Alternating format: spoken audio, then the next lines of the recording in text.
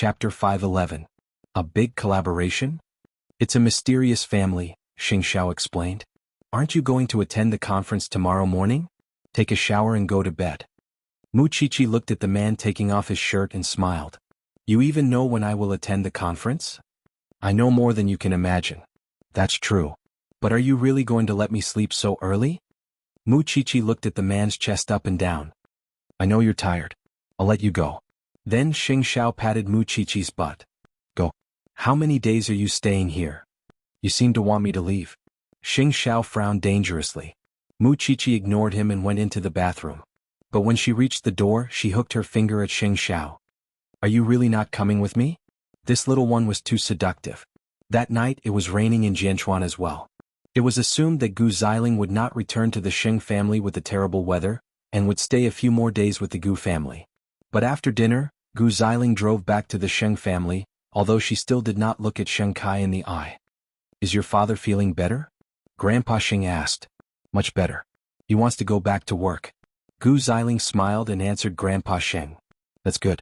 I'll ask the butler to send some good herbs to your father later. I hope he can recover as soon as possible. Thank you, Grandpa. Then Gu Xiling looked at Sheng Kai, who was sitting at the dining table. Aren't you going back to your room? Sheng Kai was stunned. He did not expect that Gu Xiling would take the initiative to talk to him. Then Grandpa will go back to our room. Sheng Kai stood up and followed Gu Xiling back to his room. Third brother and Hu Ran looked at each other.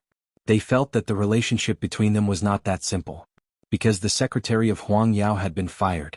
And according to the security guard who was guarding the door, he saw the secretary's clothes were disheveled when she left Huang Yao. That meant that there was something going on between Sheng Kai and the secretary.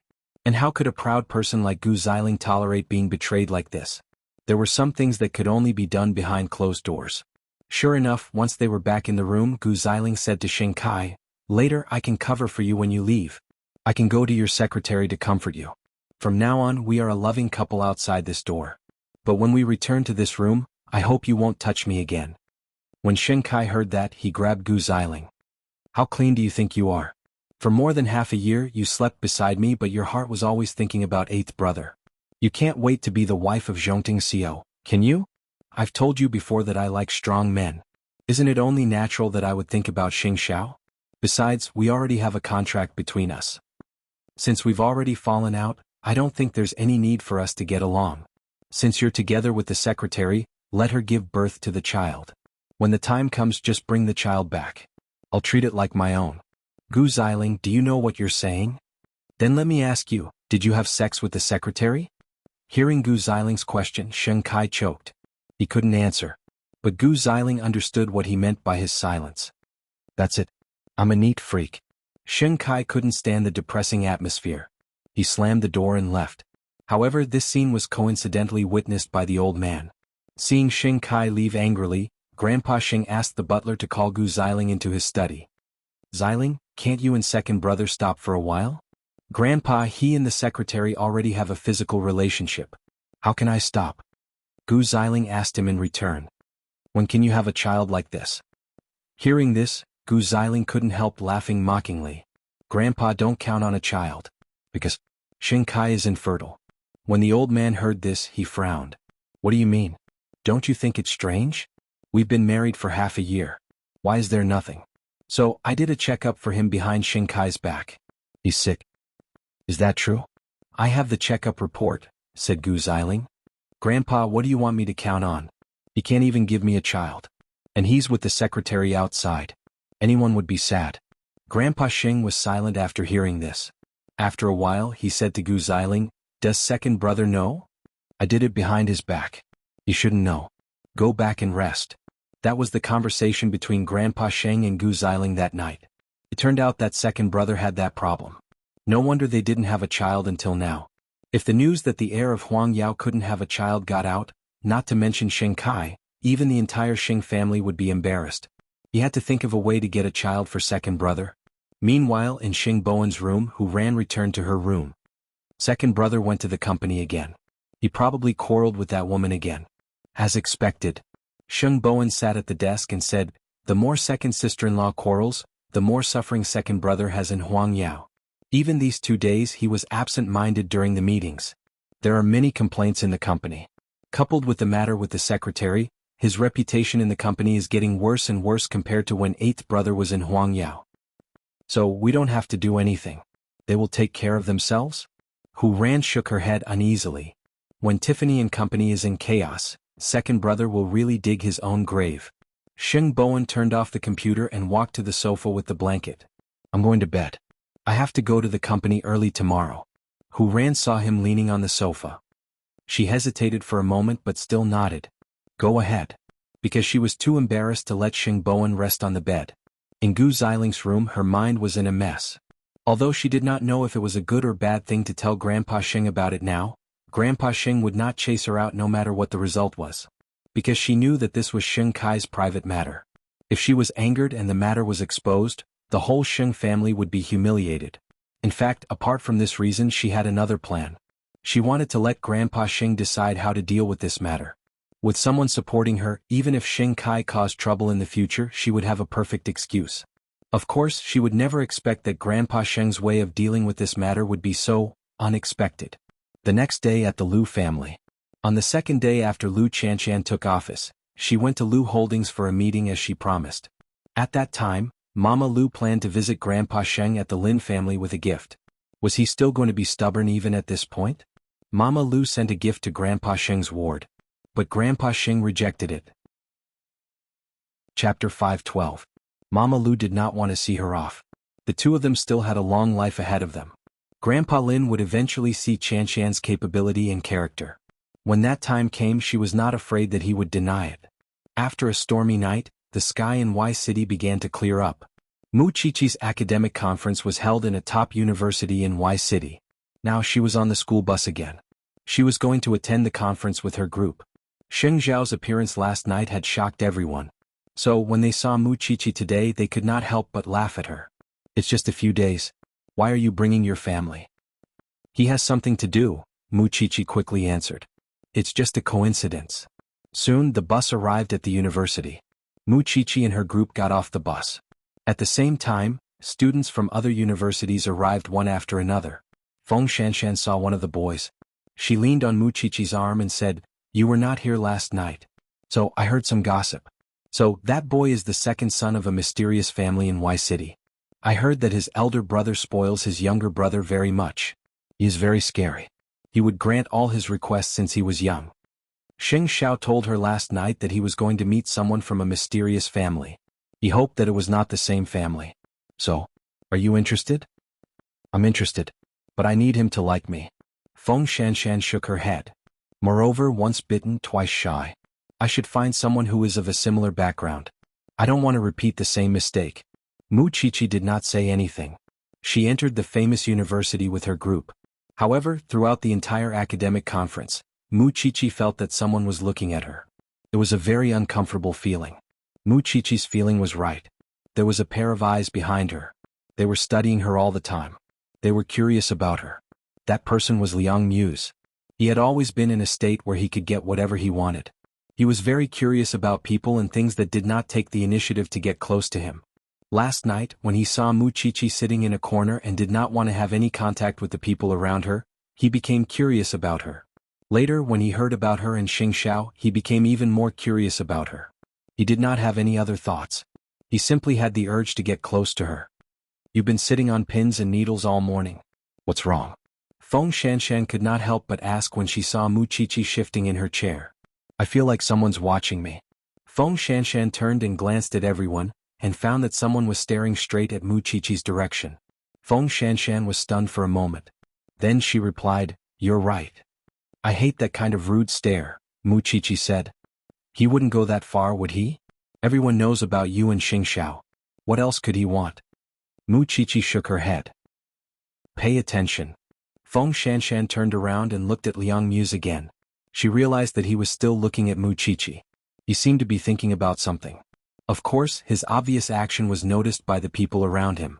He had been staring at Mu Chichi all morning. That made Mu Chichi very uncomfortable. She did not want to have anything to do with the mysterious family.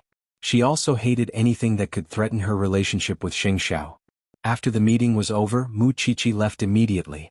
Feng Shanshan did not even know when she left. She immediately called Xing Xiao after she came out of the university. But Xing Xiao was still in a meeting, so he asked Su Che to pick her up first. Feng Shanshan remembered Mu Qiqi's restless look. She quickly went up to Liang Muse and asked, "Young Master Liang, you seem to like staring at my classmate." Liang Muse was tall and thin. He was very handsome. His looks were not top-notch, but he was above average. "I'm just curious about her." "If you are curious, please keep it in your heart. If you keep staring at her like that, people will think that you are a pervert," Feng Shanshan said and turned to leave. Liang Muse frowned. Then he called his brother. "Didn't you say that we're going to eat together? You eat first. I'm in a meeting with a guest." "Brother, I'm a little curious about a girl." The other party was stunned when he heard that. "A girl? You like someone else?" "No. I just want to keep staring at her." "God bless you. You're not scaring her." The man on the other side of the phone sighed. "Go home. Don't go to this academic meeting for the time being." "Okay." Liang Muse agreed obediently. He did not mean it, but he could feel that Mu Qiqi seemed to dislike him. Since his brother told him not to go to the academic meeting, he would go home. Liang Muse's brother hung up the phone and apologized to Xing Xiao. "I have a troublesome brother. I'm sorry to let Chief Xing laugh at me. Is your brother participating in the academic meeting too?" "I've asked him to go home. He's a little paranoid." Xing Xiao did not say anything. The two of them continued reading their contracts and documents. Then they signed the contract. "I hope we can work well together in the future." Xing Xiao got up from the sofa and shook hands with the other party. "It's my honor to work with Boya." "You're too polite, Chief Sheng. I heard that your fiancé is also participating in the academic meeting. I hope we can have a meal together when we have time. Let us be the host." "Sure."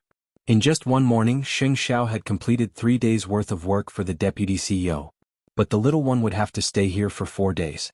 If he knew this, he would have taken his time. Soon Xing Xiao returned to the hotel. But when he saw the little one in the room, he heard her complaining. "There's a pervert staring at me for the whole morning. I can't stand it." Suddenly, the conversation between the Liang family and his brother flashed in Xing Xiao's mind. "The Liang family? How did you know?" Mu Qiqi was shocked. "How did you find out about this?" "No. I had a meeting with his brother in the morning. I heard them talking on the phone."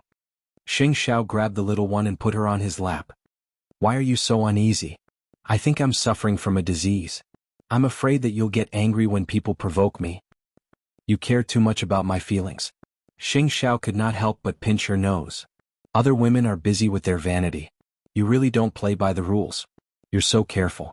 I haven't even felt the danger, but you're already worried for me." Mu Qiqi was quiet for a moment. She did not say anything. But what she said next shocked Xing Xiao. Chapter 513. Xing Xiao looked at Mu Qiqi for a while. Then he nudged her head. "How do you know that people like you when they stare at you? Didn't I learn to be narcissistic from you?" Mu Qiqi suddenly laughed. "I will send you to school in the afternoon." Mu Qiqi nodded. Although she did not know what Xing Xiao was planning, she did not care about it since she had handed it over to him. After dinner, Xing Xiao personally sent Mu Qiqi to school at 2:30 in the afternoon. But to Mu Qiqi's surprise, the second young master of the Liang family was absent. Then Xing Xiao received a call from the Liang family. "Chief Xing, if you haven't left Y City, can we have a gathering in the afternoon?" Xing Xiao glanced at his watch and asked in return, "Where?" If it was for business in the morning, it should be for personal matters in the afternoon. Although he did not think that anyone would be interested in Xiaoqi, he still wanted to know what the other party was thinking. Mu Qiqi did not know what Xing Xiao did or when he left. She only knew that without the man surnamed Liang, she was much more at ease in the afternoon. Feng Shanshan took the opportunity to go out and answer a call. When she returned to the classroom, she said to Mu Qiqi, "There is a big case in Jianchuan. The professor asked when we will go back and help him. Aren't there many forensic doctors around? This case is not a small matter. We might need your help. But we have no choice. We can't leave halfway." Mu Qiqi was deep in thought. Then she continued to focus on the academic conference. On the other hand, Xing Xiao arrived at the place that the Liang family had arranged. It was a famous Sky Garden hotel in Y City. "I'm sorry to make you come here again, Chief Sheng. You know that the girl your brother has been staring at is my fiancée, right?" Xing Xiao sat down in front of Liang Mai and answered directly, "Since you want to meet me, do you want to tell me something? My brother doesn't mean any harm. He knows that he has crossed the line. He has withdrawn from the academic conference in the afternoon, said Liang Mai as he made tea for Xing Xiao. I hope you don't mind. If you just want to explain, we can solve it over the phone. I want to invite President Sheng and your wife to visit the Liang family. My brother just wants to be friends with your wife, but he's not good with words and doesn't know how to express himself. I've spoiled him. Liang Mai explained, the situation of the Liang family is very complicated. Chief Sheng, you know that for the past 100 years, we have rarely announced it to the outside world. That's why we are called a mysterious family. My brother is an eccentric. He rarely has anything that he likes. But as long as it's something he likes, I will try my best to get it for him. So, the next thing your brother wants is? Xing Zhao's tone was cold and dangerous. No, Xiao Sheng, you've really misunderstood. He wants to acknowledge your wife as his godsister. To be honest, there are no women in the Liang family. Whether it's our mother or our sisters, they all died young. Perhaps it's because of this that when he saw your wife, he felt that she was very compatible. Xing Xiao did not want to understand. He could not understand what the Liang brothers were doing. Although they were in a cooperative relationship, he did not want to get involved in any personal matters, especially when it involved his little one. Liang Mai might have noticed Xing Zhao's indifference, so he quickly explained, it's okay.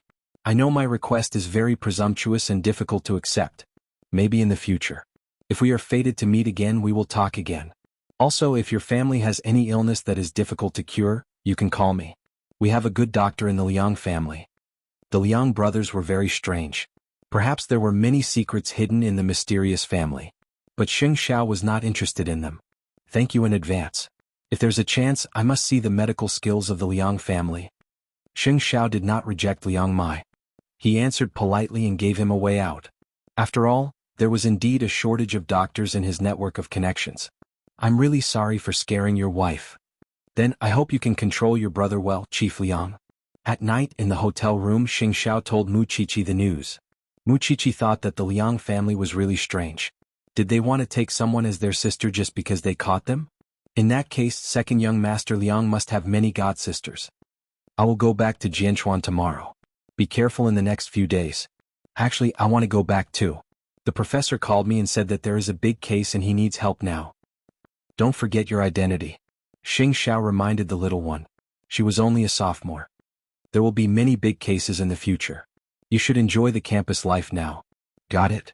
Mu Qiqi hugged Xing Xiao and bumped her head against him. I will be serious in the exchange meeting. I won't cause trouble for you. If you see second young master Liang again, try to avoid him. No matter what the brother's purpose is, Zhongting will handle it. It's not something you should ask. Mu Qiqi nodded firmly. Not only Mu Qiqi but Xing Xiao also asked Su Che to stay, because he would not believe a word of what Liang Mai said. At the same time, Liang Mai was scolding his brother. You can fall in love with anyone but Xing Zhao's fiancé. If it was someone else, I could think of a way for you. But Xing Zhao's woman is not someone you can take away so easily. So, you told them that I want her to be my god-sister? Liang Muse looked at his brother and laughed. That will give you a way out. Actually, I just like to observe her. No matter what she does for me, it's fine. Liang Mai looked at his brother and could not bear to see him like this. Muse, when you see her, do you think of your mother? Mother used to be a woman who didn't like to be surrounded by people. She was always quiet and would sit in a corner alone. Brother, is there really no way? Liang Mai shook his head. Are they married? Not really. But they are engaged and have been living together for a long time. If you are just curious, you should bear with it. After hearing his brother's words, Liang Muse was silent. Even Liang Mai did not know what his brother was thinking. He was always troubled. If Liang Muse was interested in something, everything would be easy. But he was afraid that he was interested in someone else's wife, a married woman. Chapter 5:14. In the next 2 days, Liang Muse did not show up at school. Mu Qiqi could finally heave a sigh of relief. She was not afraid of anything else. She was just afraid of trouble. The two brothers of the Liang family did not look like normal people no matter how she looked at them. No wonder they were called the mysterious family. It would be best if she did not have to see them. We were supposed to return tomorrow, but the professor asked us to go back to Jianchuan first.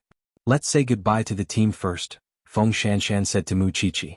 Feng Shanshan said to Mu Qiqi. She could tell that Mu Qiqi did not like interacting with the people in the group. You don't like any rich husband? Let's go. It's more important to go back and investigate the case. Mu Qiqi nodded. Then she packed her luggage with Feng Shanshan. Someone in the same team could not help but say sarcastically, "In the end, she is the one that the professor likes. She is different from us ordinary students." Didn't Feng Shanshan hate Muchichi before? Now you know how to suck up to her? Before Muchichi got into the car, she heard this and said to the person, "Which eye of yours saw her suck up to me? We are still enemies." Mrs. CEO is so great. You are so loyal to the crown prince. Don't seduce the second young master of the Liang family. The incident where Liang Muse stared at Muchichi for the whole morning had certainly spread like wildfire. Hearing this, Muchichi did not say anything. She suddenly felt that it was unnecessary. This kind of thing would only make things worse. Moreover, who were these people to her?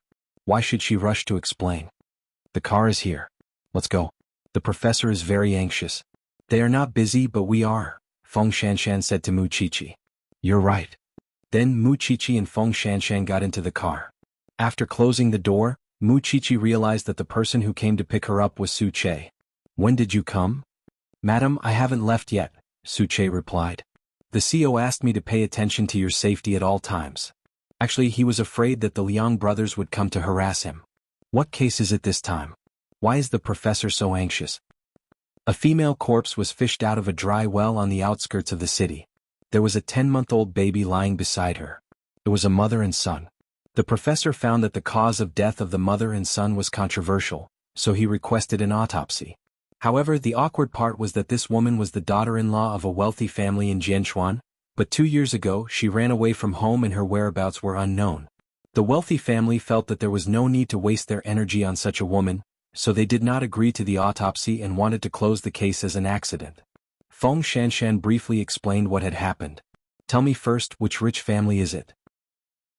To be related to the Gu family, I really want to say that enemies are bound to meet on a narrow road. According to seniority, that person is Gu Xiling's uncle, so the professor wants to see if you can help. According to the law, if a criminal investigator has an objection to the cause of death of the deceased, then he doesn't need the consent of the family. Rich families can just exert pressure on them. A small criminal investigation team can't do anything. Who asked the rich to do whatever they want? Feng Shanshan raised an eyebrow. Muchichi rolled her eyes. She too felt that it was a hot potato and she did not want to take it. Business is business. The higher-ups are scared. What position do I have to convince that family? Muchichi felt that she might not be able to help even if she wanted to. Let's go take a look at the corpse first. Muchichi nodded and called Xing Xiao, saying that she would go to the forensics lab first. Xing Xiao had heard about it from Muchichi 2 days ago, and did not say much about it. The matter of the Liang brothers should be over. In the evening, both of them entered the forensics lab looking travel-worn. When they saw the professor leaning over the sink helplessly, they quickly went up to him and asked, "Professor, how's the case?" "Go take a look for yourselves." The professor pointed at the corpse beside him. Muchichi's courage had taken a qualitative leap after seeing the baby in the man's womb. She was starting to become numb to any scene she saw. Muchichi's courage had increased by leaps and bounds. They changed their clothes and went to the corpse. It was a ghastly sight just to look at the corpse's surface. There are slashes all over the body. His eyes are gone and his fingernails have been plucked, and there are rocks stuffed down there. Muchichi told Feng Shanshan after examining the corpse. What's more frightening is that these injuries are not fatal. That's why the professor wants to do an autopsy. The baby was simply killed by a fall. But for such a young child to fall down a 10-meter dry well? Feng Shanshan did not continue, but Muchichi could imagine the scene. Even so, the family still insists it was an accident? You know how much it would affect the rich families if the secret of a rich family is exposed? Muchichi explained to Feng Shanshan. Muchichi explained to Feng Shanshan. Some families can face the law head-on, but most rich people are confused about human life and the law, let alone have a sense of justice. Chichi, do you have a solution? The professor wanted to persuade the family to do an autopsy through Muchichi. The victim has been missing for 2 years. Did the other party file for divorce? If it's a divorce case, the family's consent would not be needed, and things would be much easier. Professor, it's not that I don't want to help, but I have nothing to do with the Sheng family anymore. Moreover, I have a grudge with the Gu family.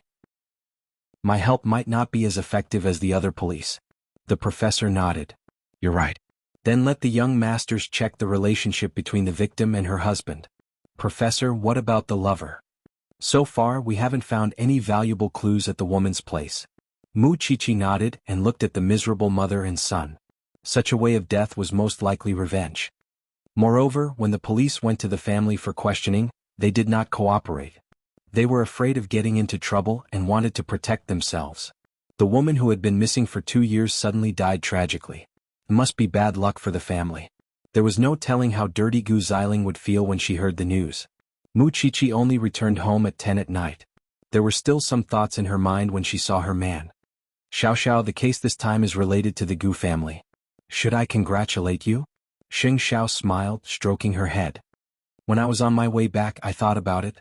I can't help much this time because we are like fire and water with the Gu family.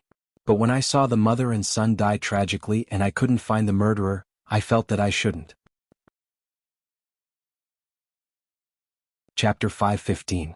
Xing Xiao hugged Mu Chichi with one hand and drank his tea. His posture was very elegant. It's not difficult. If the family doesn't cooperate, you can publicize the murder case and let the family be under the public supervision. But the murderer will be alert if the case is publicized. Public opinion is a double-edged sword. It depends on how you use it. At least, it was more reliable than asking her to persuade the Gu family. Mu Chichi thought that she could mention it to the professor tomorrow. What bad luck did the Gu family have? Papa Gu's condition should not be good now. And now something like this happened. Mu Chichi was a medical student. She naturally knew that when a person had schizophrenia, it was almost impossible to be cured in this life. He had to take medicine to control it for the rest of his life. And it could relapse at any time. Although Gu Xiling did not dare to say anything and even pushed Papa Gu to the public, one day this mother and daughter would suffer the consequences of their own actions. No matter what bad luck they have, it has nothing to do with you. Go and take a bath. You stink. Mu Chichi nodded and left Xing Zhao's arms. Speaking of which, this man really did not mind the smell on her body. Sometimes even she hated it. But this man kissed and hugged her whenever he wanted. Now, it was up to the police to find out if the deceased was related to the Gu family. It was impossible that Gu Xiling did not know what happened in the family. But she was in the Sheng family. Of course she had to pretend to be calm. If such a scandal was exposed, the Gu family would definitely become a laughingstock to the public. She did not know how unlucky her uncle was to have such a frivolous woman and die outside.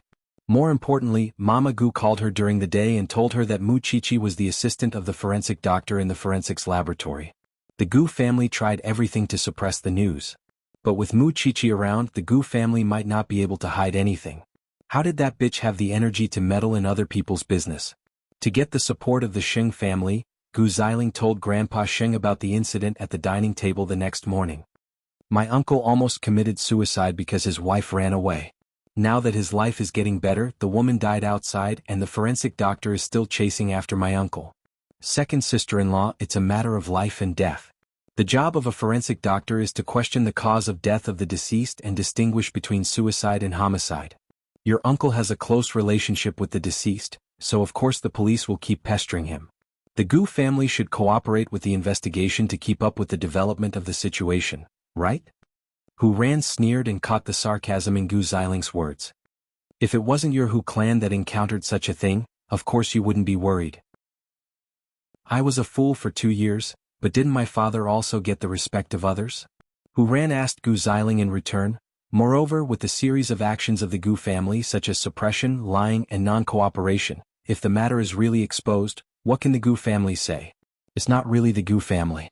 It's still your maiden family. It's not our place to make a decision on the Gu family's matters. Grandpa Xing did not want to hear them quarrel. But the most hateful thing is that Mu Chichi is also involved in it. She is now working in this forensics laboratory.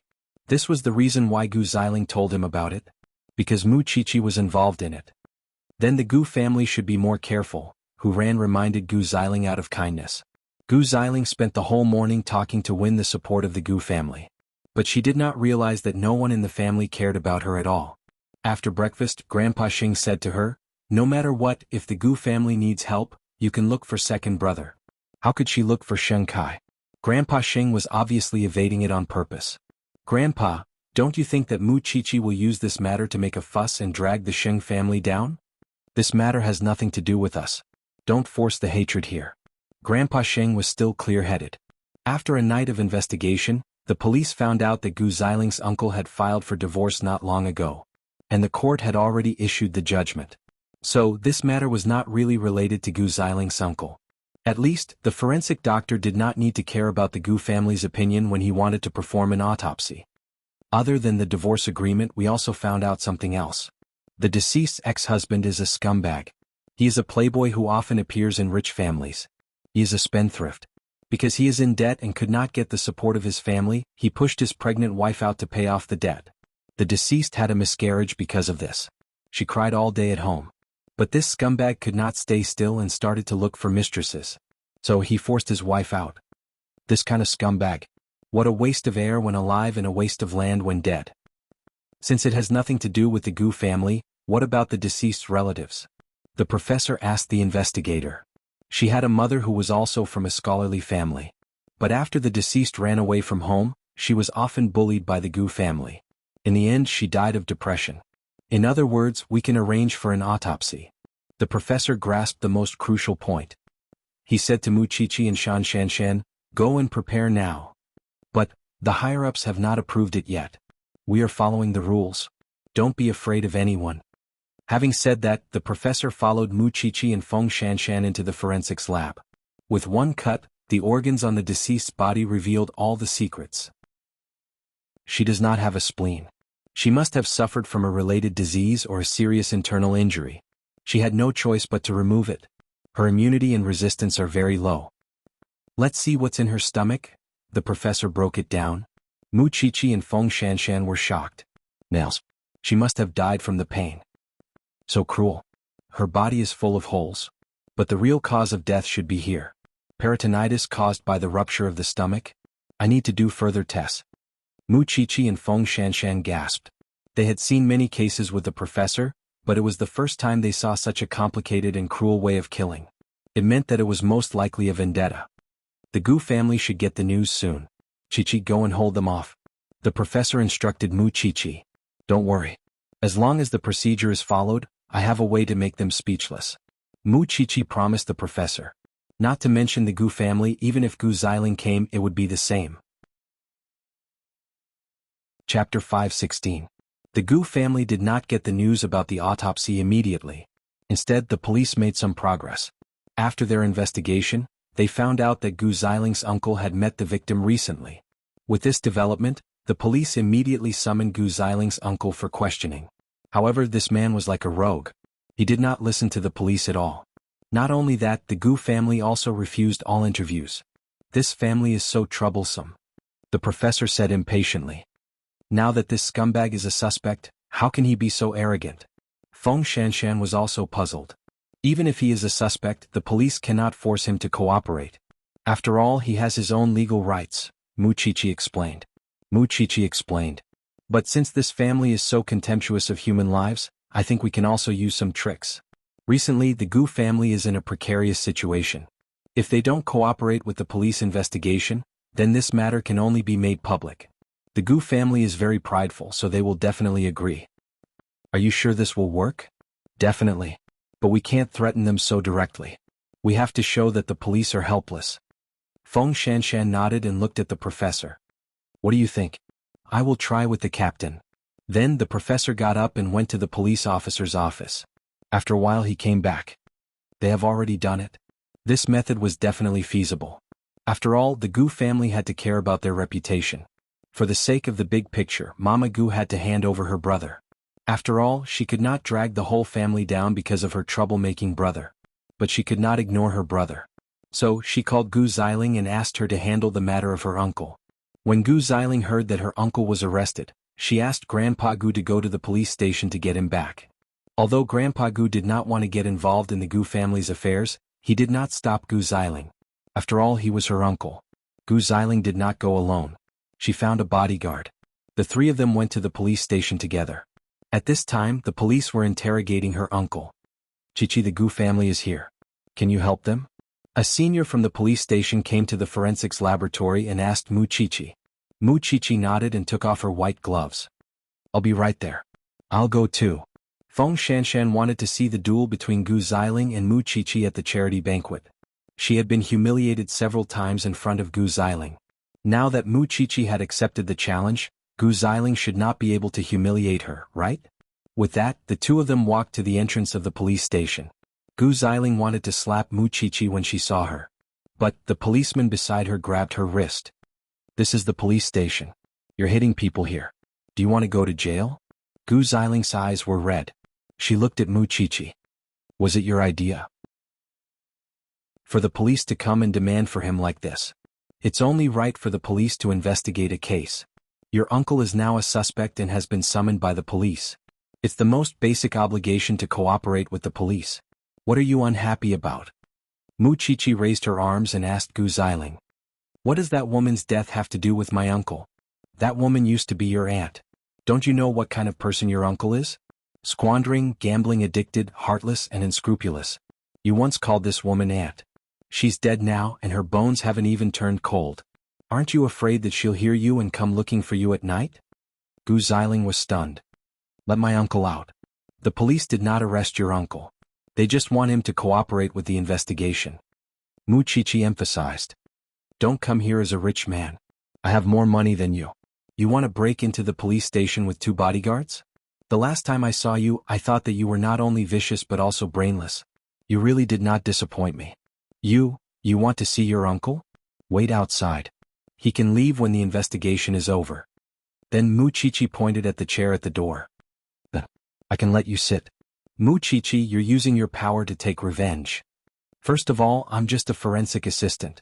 It's not my job to summon or interrogate. Besides, your uncle has done many evil things. I didn't ask him to do it. You can't accuse me of using your power to take revenge, Mu Qiqi said calmly. Secondly, you don't have the right to be my enemy. Looking at Gu Xiling's face, Feng Shanshan felt very comfortable. She did not expect that Mu Qiqi, who was always reluctant to deal with others, was so eloquent. What was more unexpected was that Gu Xiling, who was arrogant every time they met, did not even have the ability to talk back in front of Mu Qiqi. Indeed, there was always a higher mountain. To prevent Gu Xiling from causing trouble in the police station again, Mu Qiqi sat in the hall of the police station. Gu Xiling had no choice but to wait on the chair outside. But she could not do nothing. So she called Shen Kai. At this time, only this man could be relied on, even though he had betrayed her. Shen Kai was also very surprised to receive a call from Gu Xiling at this time. Gu Xiling explained the ins and outs of the matter over the phone. She even gave in and asked for Shen Kai's help. I'll bring the lawyer over now. Ask your uncle not to say anything before the lawyer arrives. But the interrogation has been going on for an hour, Gu Xiling said. Just wait. Having said that, Shen Kai hung up and asked his new secretary to contact the lawyer. At this time, Mu Qiqi also asked Feng Shanshan to remind the police to hurry up. Otherwise, when the lawyer arrived, there would be nothing they could do. The interrogation is almost done, Feng Shanshan replied. Feng Shanshan answered Mu Qiqi. It's true that he's a scumbag through and through. Now we're making the final statement. Shen Kai's reaction was very fast. It only took him half an hour to come from Huangyao. He brought his lawyer and secretary with him. It was a magnificent sight. When Gu Xiling saw Shen Kai, no matter how many things he had done to her before, at least at this moment he was willing to help. It meant that this man still had her in his heart. Kai. Where's your uncle? He hasn't come out yet. Gu Xiling pointed at Mu Qiqi with her chin, hinting at Mu Qiqi's role here. Shen Kai glanced at Gu Xiling and then walked up to Mu Qiqi. Long time no see. It's been a long time, Mu Qiqi replied. It's a great honor for our police station to be here in person, President Sheng. We're all family. Why do you have to make things difficult for your second sister-in-law? Chapter 517. Shen Kai was stunned. Then he looked at Mu Qiqi with a complicated expression. But before Shen Kai could say anything else, Gu Xiling's uncle walked out of the interrogation room with the police. Uncle, are you all right? The man shook his head, but he was still scolding. You don't want to arrest the real murderer. Instead, you arrest the good citizens for questioning. That's how you do things. Gu Xiling supported the man and did not say anything. But Shen Kai stood up for his wife again. If you want to summon the Gu family in the future, contact my lawyer first. Mu Qiqi laughed after hearing that. Then she replied, Chief Sheng, I'm afraid you don't know the seriousness of this matter. The victim died a tragic death. The murderer is extremely evil. The Gu family must cooperate with the investigation. Otherwise, when the truth is revealed, all the big families will suffer. By then, no one will be able to save your reputation. You don't have to worry about that. I thought you could share some of the burden with your second sister-in-law. I didn't expect. Chief Sheng, there's no point in pretending. Then Mu Chichi turned around and went back to the forensics laboratory with Feng Shanshan. Kai, you've seen how arrogant Mu Chichi is. Sheng Kai did not say anything else. He only said to Gu Xiling, "We'll talk when we get back." Mu Chichi watched them leave. Then she asked the professor, "What's the result?" This scumbag denied everything. He did not admit that he saw the victim. Although the police have a witness, they can't do anything without any evidence, explained the professor. If he's covering it up like this, doesn't that prove that there's something wrong with him? He did not cooperate and brought a lot of trouble to the investigators. But it can't be helped. Without him, the police will still solve the case. Let's wait and see. If we can't get anything out of him today, it will be very difficult to summon him in the future. If the Sheng family gets involved, it will be even more difficult. If the Sheng family gets involved, it will be the same as bringing trouble to themselves. Sheng Kai can do that, but Grandpa Sheng will never make such a low-level mistake. So don't worry. Mu Chichi crossed her arms and answered the professor confidently. She knew better than anyone else how much Grandpa Sheng valued profit. Chichi, from the looks of it, you don't have the aura of a rich person at all. Just like the appearance of that woman just now, and then the appearance of that man later on, a lawyer, a secretary, and a bodyguard. These are all standard equipment. I don't think you've ever put on such airs before. I am different. Rich people are all the same. But I have an interesting soul. This is the first time I've seen you and Gu Xiling at each other's throats. No, I should say that your strength is overwhelming. Gu Xiling couldn't even retort. Feng Shanshan expressed her admiration for Mu Chichi.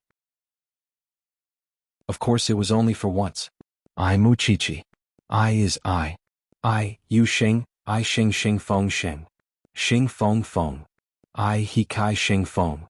Su Chichi Gu. Gu Kai is Feng. Sheng. Chi Sheng. Sheng Gu. Secondly, Gu Xiling wants her husband's help, but Grandpa Sheng will definitely let Sheng Kai stay out of it. Then the family will fight among themselves. Thirdly, Gu Xiling's tricks are a little low-level in my opinion. She is too arrogant and can't lower herself to act. Her level is not even as good as... Not as good as who? Mu Chichi wanted to mention Mu Tongxue, but she felt that it was unnecessary to mention her. Anyway, things are not as complicated as you think. As long as you threaten the Gu family with what I said before, they will cooperate. The professor nodded. Only then did he acknowledge Mu Chichi's identity as a rich person. Now you sound more like it. But it was a pity for the mother and son who died tragically. Although that scumbag of the Gu family is really a scumbag, my intuition tells me that it was not that man who did it. Feng Shanshan nodded. That man is hot-tempered. I believe he slashed people. But pulling out nails, stuffing stones under the body, or putting nails in the dead doesn't fit his character. But he must have some clues. Mu Chichi thought about it. At night, Mu Chichi dragged her tired body back home. She fell into Xing Zhao's arms. Although Xing Zhao smelled the scent on her body, he did not push her away. Is there any progress? Gu Xiling and the Crown Prince really came to the police station to make trouble. But they are not as good with words as I am. So they did not get anything. Don't worry. The Gu family is not in the mood to care about the uncle's business. After hearing this, Mu Chichi looked up at Xing Zhao. What happened? Today, Mama Gu brought her husband to Gu Corporation for a routine meeting as usual. However, during the meeting, the shareholders got into an argument and angered Gu Corporation's chairman. He immediately went crazy and injured someone. Now, everyone in Gu Corporation knows that Gu Corporation's chairman has lost his mind. After listening to Xing Zhao's explanation, Mu Chichi sneered. I had a feeling that something bad was going to happen to the mother and daughter. They are in the early stages of schizophrenia. It is very important to treat them in the hospital. They must take medication and take special care. But in order to stabilize Gu Corporation, the mother and daughter let the family doctor treat them. Of course, their condition is getting worse. Gu Corporation is going to be reshuffled. Mu Chichi did not care about this. Although she and Gu Xiling did not like each other, if Gu Xiling was really in trouble, she would not hit her when she was down. After all, Gu Xiling's methods had never been used on her. I'm going to take a bath. I'm so smelly. Go ahead. Xing Zhao said calmly. Hey, aren't you going to take a bath with me? I still have some documents to read. Xing Zhao replied. Mu Chichi nodded and got up from the sofa. Then she went back to her room. At this time, Xing Zhao took out the ring sketches that the designer gave him. He carefully picked out the ring. He wanted to go abroad with Mu Chichi for her birthday. But it was too late to get the wedding ring. Even so, he did not want to wear it casually. He wanted to give his little one a surprise. After that, Mu Chichi lay in the bathtub and saw the news about Gu Corporation on her phone. Papa Gu was officially hospitalized after the media exposed him. Even if Mama Gu had 3 heads and 6 arms, she could not hide this matter anymore. Under such circumstances, how could Gu Xiling interfere with her uncle's business? She really did not believe it. Now, Gu Xiling was probably explaining to Grandpa Sheng at Sheng Mansion. In fact, she was right. When Grandpa Sheng knew that Sheng Kai brought his lawyer to help Gu Xiling in the afternoon, he immediately called him to the study. Chapter 518. Grandpa, Xiling is my wife after all. I can't just sit back and do nothing. She's the daughter-in-law of the Sheng family now. She shouldn't get involved with her maiden family. You've seen it for yourself. The Gu family is in turmoil this time. Everyone in Jianchuan knows that her father has gone mad. We don't know how the Gu family will be reshuffled next. Let's forget about what happened today. But don't do it again. Grandpa Sheng reminded Sheng Kai firmly. Sheng Kai knew that although Grandpa Sheng was ruthless, it was the most realistic situation now. If the Sheng family tried to help, Huang Yao would have to pay a heavy price. In the living room, Gu Xiling and Hu Ran had already started arguing. You are the same as Mu Chichi.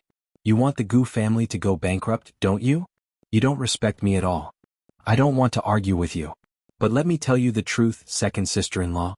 With the current situation of the Gu family, even the servants will not respect you, let alone me. Do you think Grandpa will help you? At this time, Sheng Bowen was not home yet. But because Hu Ran did not greet Gu Xiling when she came home, she vented her anger on Hu Ran. I am still your second sister-in-law and Sheng Kai's wife. I can't help it if you want to comfort yourself. Having said that, Hu Ran turned around and was about to go back to her room. But Sheng Kai walked out of Grandpa Sheng's room and said to Hu Ran, apologize to your second sister-in-law. Why? You are still adding insult to injury when the family is in trouble. Is that what you deserve? Sheng Kai made things difficult for Hu Ran to protect Gu Xiling's position in the Sheng family. Third sister-in-law, you'd better show some respect to Xiling in the future. No matter what, she is still my wife and your second sister-in-law. I won't apologize. Having said that, Hu Ran turned around and left. But Gu Xiling grabbed Hu Ran's arm and slapped her because she had Sheng Kai's support. Everyone in the living room, including Sheng Kai, was shocked when they heard the slap. I can't hit Mu Chichi, but I can teach you a lesson.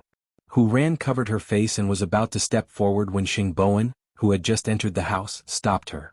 Xiao Ran? Hu Ran turned around and looked at Sheng Bowen in disbelief. She thought that Sheng Bowen was going to stop her.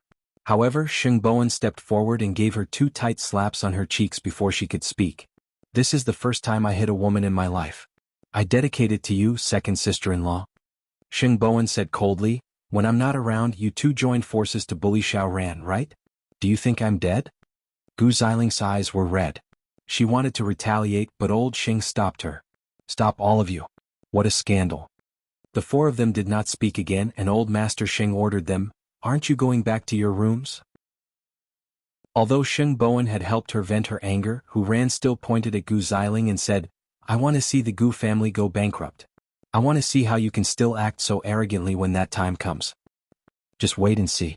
The 2 couples went back to their rooms and the 2 women sat on the bed angrily. Sheng Bowen saw that Hu Ran's cheeks were a little swollen, so he quickly got an ice cube and passed it to Hu Ran. Stay 2 meters away from that woman from now on. Otherwise she will hit you easily. Her father is crazy and she might have the same genes. Don't hurt yourself just because you are angry. Thinking of the 2 slaps from third brother, Hu Ran was not that angry anymore. Is this your first time hitting a woman? Yes, said third brother. When I am mad, I don't care whether the other party is a man or a woman. I will hit her anyway. You are quite handsome. Hu Ran put her hand on her face and smiled again. Why did you come home so late today? Someone brought some people to the police station in the afternoon and left the mess to me. The meeting ended at 5 o'clock, explained Sheng Bowen. I saw you getting slapped when I entered the house. Does it still hurt? She hit my ear, Hu Ran said. Second brother went to the police station because of Uncle Gu, right? I heard that he was humiliated by Chi-Chi at the police station, so he went home to vent his anger on someone else. Third brother laughed. You don't say. Even with Gu Ziling's character, she did not gain any advantage in front of Xiao Qi. Chi will become stronger when she meets someone strong. No matter who it is, she can handle them. Third brother saw that Hu Ran's face was getting less swollen quickly, so he held her hand and said, "We should try not to get involved in the current situation of the Gu family. We should just watch the show. Otherwise, I am afraid that second sister-in-law will set you up again." "Okay." Hu Ran held third brother's hand back. They were about to look at each other when Hu Ran suddenly blushed. "Don't sleep on the sofa tonight." "I am used to it, you idiot. How can you rest well on the sofa when you go to work every day?" She suddenly tugged at his shirt. "Listen to me." Third brother was silent for 2 seconds. Finally he nodded. "I will listen to you." In the other room, Gu Ziling was really angry. Although Sheng Kai had found an ice cube, she did not use it. Instead, she asked him calmly, "Grandfather asked you to go to the study to tell you not to interfere with the Gu family's affairs, right? Grandfather's consideration is not wrong. But as your husband, I will still stand by your side and do my best to help you." Gu Ziling sneered after hearing that. "How ironic. But I still have to thank you." Ziling let it go. "If the Gu family is in trouble, it will not be good for me. If we continue to fight, this family may really break up." Gu Ziling was still disgusted by the fact that he slept with the secretary. But now it was a critical moment. She had no choice. "All right. Apply some medicine to your face. Take a shower and rest. We will go to the Gu family tomorrow." Gu Ziling was full of fear when she thought of the Gu family. The Gu family is in such a situation now. My uncle is being investigated by the police. Kai, can you think of a way to stop the police from pursuing the Gu family? If the matter is exposed, it will be one disaster after another for the Gu family. I will think of a way. Actually, what else could he think of? He could only go to Zhongting and look for Xing Xiao. He hoped that he would let the Gu family go for the sake of their brotherhood. But this matter had nothing to do with Xing Xiao. Mu Qiqi was not the main person in charge of the murder case. Would it really work if Xing Kai looked for Xing Xiao? It was clear that he trusted Xing Xiao's ability to interfere in matters. Although he was very unwilling to look for Xing Xiao because it would hurt his pride. Chapter 519. The next morning, Zhongting's secretary received a call from Huang Yao. Xing Kai wanted to meet Xing Xiao. The secretary knocked on Xing Xiao's office door and asked, "President, are you willing to meet him? If you don't want to meet the Sheng family, I can decline on your behalf." Xing Xiao did not even look up. He was focused on his own matters. He naturally squeezed out 2 words from between his teeth. "I won't meet him." Xing Xiao did not even look up. He was focused on his own matters. He naturally squeezed out 2 words from between his teeth. "I won't meet him." He could not wait to go home to see his little one. He did not want to meet those irrelevant people. "I understand, President." The secretary closed the door and looked at Xing Xiao's schedule. Only then did he arrange an unimportant time for Xing Kai to meet him. Of course, if Xing Kai wanted to meet him, he would not move a single step away. If Xing Kai had something to ask, he would have to meet him himself.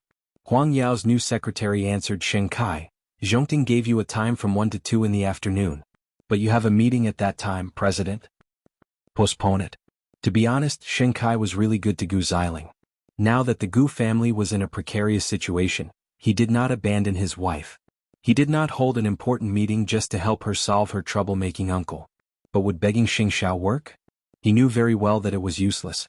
But since he had asked, he had to put it into practice. Only then could he save his dignity in front of his wife. "Where is the meeting place?"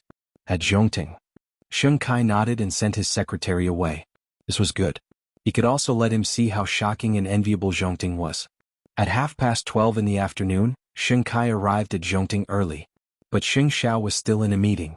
The secretary led Xing Kai into Xing Xiao's office. So this was Xing Xiao's new kingdom. It was not as luxurious as Huang Yao's office. The whole office was simple, but it was more high-tech and several times bigger. Especially when standing in front of the floor-to-ceiling windows, one could see the whole of Jianchuan. It was indeed a good place. After a while, the secretary opened the office door. Xing Xiao walked in. Seeing Xing Kai sitting on the sofa, he waved his hand to let the secretary out. "What's the matter?" Xing Xiao put down the documents and sat down on the sofa opposite Xing Kai. "You become so calm." "I'm not used to it." Xing Kai looked at Xing Xiao and felt that he had really changed a lot. The once flamboyant and crazy Xing Xiao was no longer there. Instead, he was replaced by this calm and composed man. Let's get straight to the point, Chief Xing, said Xing Xiao. You've heard about what happened to the Gu clan. I'm here today because of Uncle Xiling. He's involved in a murder case and Chi-Chi won't let him go. It's not that Chi-Er doesn't want to let him go. It's that he's the one who has fallen into the hands of the police.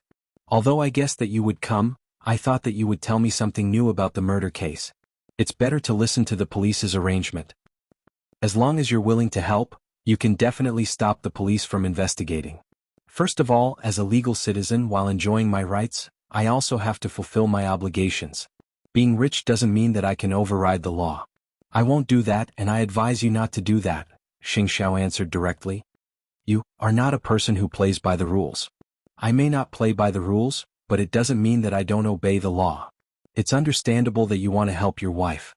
It's understandable that Chi-Er wants to help the mother and son who died tragically. But let me tell you clearly, I won't interfere in this matter. I can't interfere. Xing Kai was very serious when he said this to Xing Kai. After hearing Xing Xiao's words, Xing Kai suddenly chuckled. Eighth brother, you've changed a lot. You weren't such a compassionate person before. If you don't have anything else, I have another meeting to attend. Actually, I'm here to see how free you are now after trying so hard to escape from the Xing family. Sure enough, you're full of freedom. Have you ever regretted throwing the burden of Huang Yao to me? Why should I regret? Xing Xiao retorted. That should have been your burden. Xing Xiao laughed mockingly. I thought that after half a year the Xing family should have improved. But I'm disappointed. You're still acting so matter-of-factly and self-centered. Whether it's the police investigating the case or the knot in your heart, does it seem like the whole world revolves around the Xing family? Let me tell you something. Soon, Tiffany and Company will be in trouble. If you still want to work with Tiffany and Company, you'll be relieved of your responsibility very soon. Because Grandpa Xing will be completely disappointed in you. You and third brother are really in cahoots. I don't need him to know what you're doing. Xing Xiao got up from the sofa. It seems that you're not really here to ask for help. You don't have such an attitude. If you really want me to remember our relationship, you wouldn't have spoken so rudely. Should I feel sad for second sister-in-law? If I can give you something to convince Xiao Qi, will you consider it? I have everything you have. So, what do you think you can give me to make me agree? Then why do you want to see me? Xing Kai's voice was cold. You should know why I'm here. Since you agreed to see me, didn't you give me a glimmer of hope? It's out of politeness. You want to take revenge on me for humiliating you, right? Xing Kai guessed. When you were down and out, I made things difficult for you. Actually, I want to advise you to let the Gu family cooperate with the investigation. Otherwise, once the case is exposed, the whole Gu family will be involved in a scandal. It'll be even scarier than now. Alright, I've already seen your office. I appreciate your kindness, but I really shouldn't have wasted my time here. Having said that, Xing Kai got up from the sofa. Because he thought that he could beg Xing Xiao and put in a good word for him. But when he saw that Xing Xiao was more outstanding than him, his self-esteem started to go crazy again. He clearly had something to ask of Xing Xiao. But in the end it became a tit-for-tat between him and Xing Xiao. However, since he had put it this way, Xing Kai was not afraid of going overboard. It's fine if you don't want to do it. But if I do it, I won't hold back. If little sister-in-law is hurt, don't blame me for not warning you. You can try. Chapter 520. Xing Xiao did not tell Xiao Qi'er that Xing Kai had come to him. After all, the fate of the Gu family had nothing to do with her. The Xing family thought that Qi'er was taking the chance to make trouble for the Xing family, but only he knew that Mu Qiqi would stand up for her no matter which family she came across today. Hence, she went straight to the forensics lab after class, wanting to know the latest development of the case. Professor, have you found the biological father of the child? The professor shook his head and answered Mu Qiqi, the truth is more complicated than you think. The deceased never had a lover. After escaping from a rich family, she lived alone and worked in a restaurant. The police asked the deceased's colleagues. Her best friend told them that the deceased was forced to give birth to the child. Why would the victim seek out the biological father of the child on her own? Did she have any grudges with anyone? She has a weak personality and never makes enemies out of others. The professor explained. But from the wounds on the body, there must be a deep grudge to do such a thing. It's a pity that the deceased's ex-husband refused to cooperate with the investigation. Did you find out why the victim met that scumbag? No one knows why the deceased died so tragically after seeing her ex-husband. The answer to this mystery lies with that ex-husband.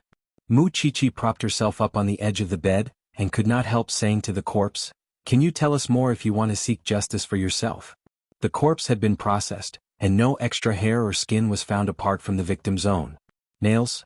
Mu Chichi picked up one of the nails and looked at it for a long time. "Professor, these nails with two sharp ends are called splicers, right?" "Why?" "Splicers are mostly used for splicing wood. It's not common to see such things in ordinary homes. I didn't expect that a rich young lady like you would know about splicers." The professor laughed. "That's right. It's a splicer. Ordinary people rarely use it. Can we use this attribute to investigate if there's anyone among the victim's acquaintances who could be related to splicers? Or we could investigate the surroundings of the Gu family. We have to find the first crime scene as soon as possible." "The police are intensifying the investigation," the professor replied. After hearing this, Mu Chichi carefully observed the body of the baby. If the baby was killed by a fall, then the child should still be alive before his mother died. Would there be any other evidence on him? "Professor, what's wrong?" The professor hurriedly moved forward. "The abrasion on the child's heel shouldn't have been caused by a fall, right? Based on the location of his injuries and the trajectory of his body when he was thrown into the well before he died, he should have been facing the ground and lying on his stomach. Then the injury on his heel was not caused in the well. There is lime in the wound." The professor quickly took the tweezers and immediately collected evidence.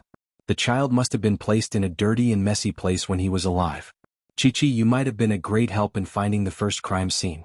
Although she did not know the truth or what had happened between the victim and that scumbag, she had a feeling that the scumbag from the Gu family had something to do with it. At night, it rained heavily again. Shen Kai and Gu Xiling were on the way to the Gu family. The current situation of the Gu family was really worrying. "I went to Xing Xiao during the day, but he was indifferent. He thought that the Gu family should cooperate with the investigation." After hearing Xing Kai's words, Gu Xiling sneered. "It's not him. Of course he can say whatever he wants. For now we can only let the lawyer stop them. There's no other way." Xing Kai comforted her. "I know. You've tried your best. After all, Xing Xiao is not an obedient person." Gu Xiling expressed her understanding. Soon they arrived at the Gu family. At that moment, Mama Gu and Gu Xiling's uncle were sitting in the living room, anxious. "Xiling, I'm really at a loss now. Your father needs someone to take charge of the situation. But your brother is only 17 now. He's at the age where he likes to play. He can't be of any help at all." "There's me," Gu Xiling's uncle said. "Is there anyone more suitable than me now?" "You'd better clear up the murder case first," Gu Xiling said coldly to her uncle. "Mommy, why don't you do it?" "I don't have enough shares. The shareholders will not agree to let me join the board of directors. I don't have the mood to care about the company when your father is like this." "You still have the cheek to say that, Xiling. I've been good to you before. This time I'm in trouble. You should help me no matter what. After all, you don't want this matter to be spread all over the city, do you? Mom, call everyone in the family here and nominate a suitable person. There are so many people in the family. There must be someone worthy of your trust, right?" Mama Gu waved her hand. "I'm very tired now. I can't think about this. The Gu family is in trouble now. I really don't know what to do. If you don't mind, I can send some people from Huangyao to help. It's better than being watched by others all the time." Mama Gu glanced at Shen Kai and shook her head. "I appreciate your kindness. But you have a lot of things to do in Huangyao. You don't have to work so hard for the Gu family. I can still hold on for a while, but I can't take any more bad news." "So, Uncle, what else happened between you and that woman? Is there any secret that we don't know?" Gu Xiling asked her uncle. The man with a big round belly was unwilling to admit it at first. But he could not hide it anymore. So he said, "I met her in a restaurant some time ago. That B*TCH was living a good life. Of course I was angry, so I humiliated her. After all, that B*TCH made my life worse than death for the past 2 years. Nothing else. Later I found her place and went there once. I found that the B*TCH had a child. What else?" The man touched his head and shook it. "What else? I just used force on her. But it didn't work. Then I left her place." "Is that really it?" The man nodded. "Otherwise, do you think I have the guts to kill someone?"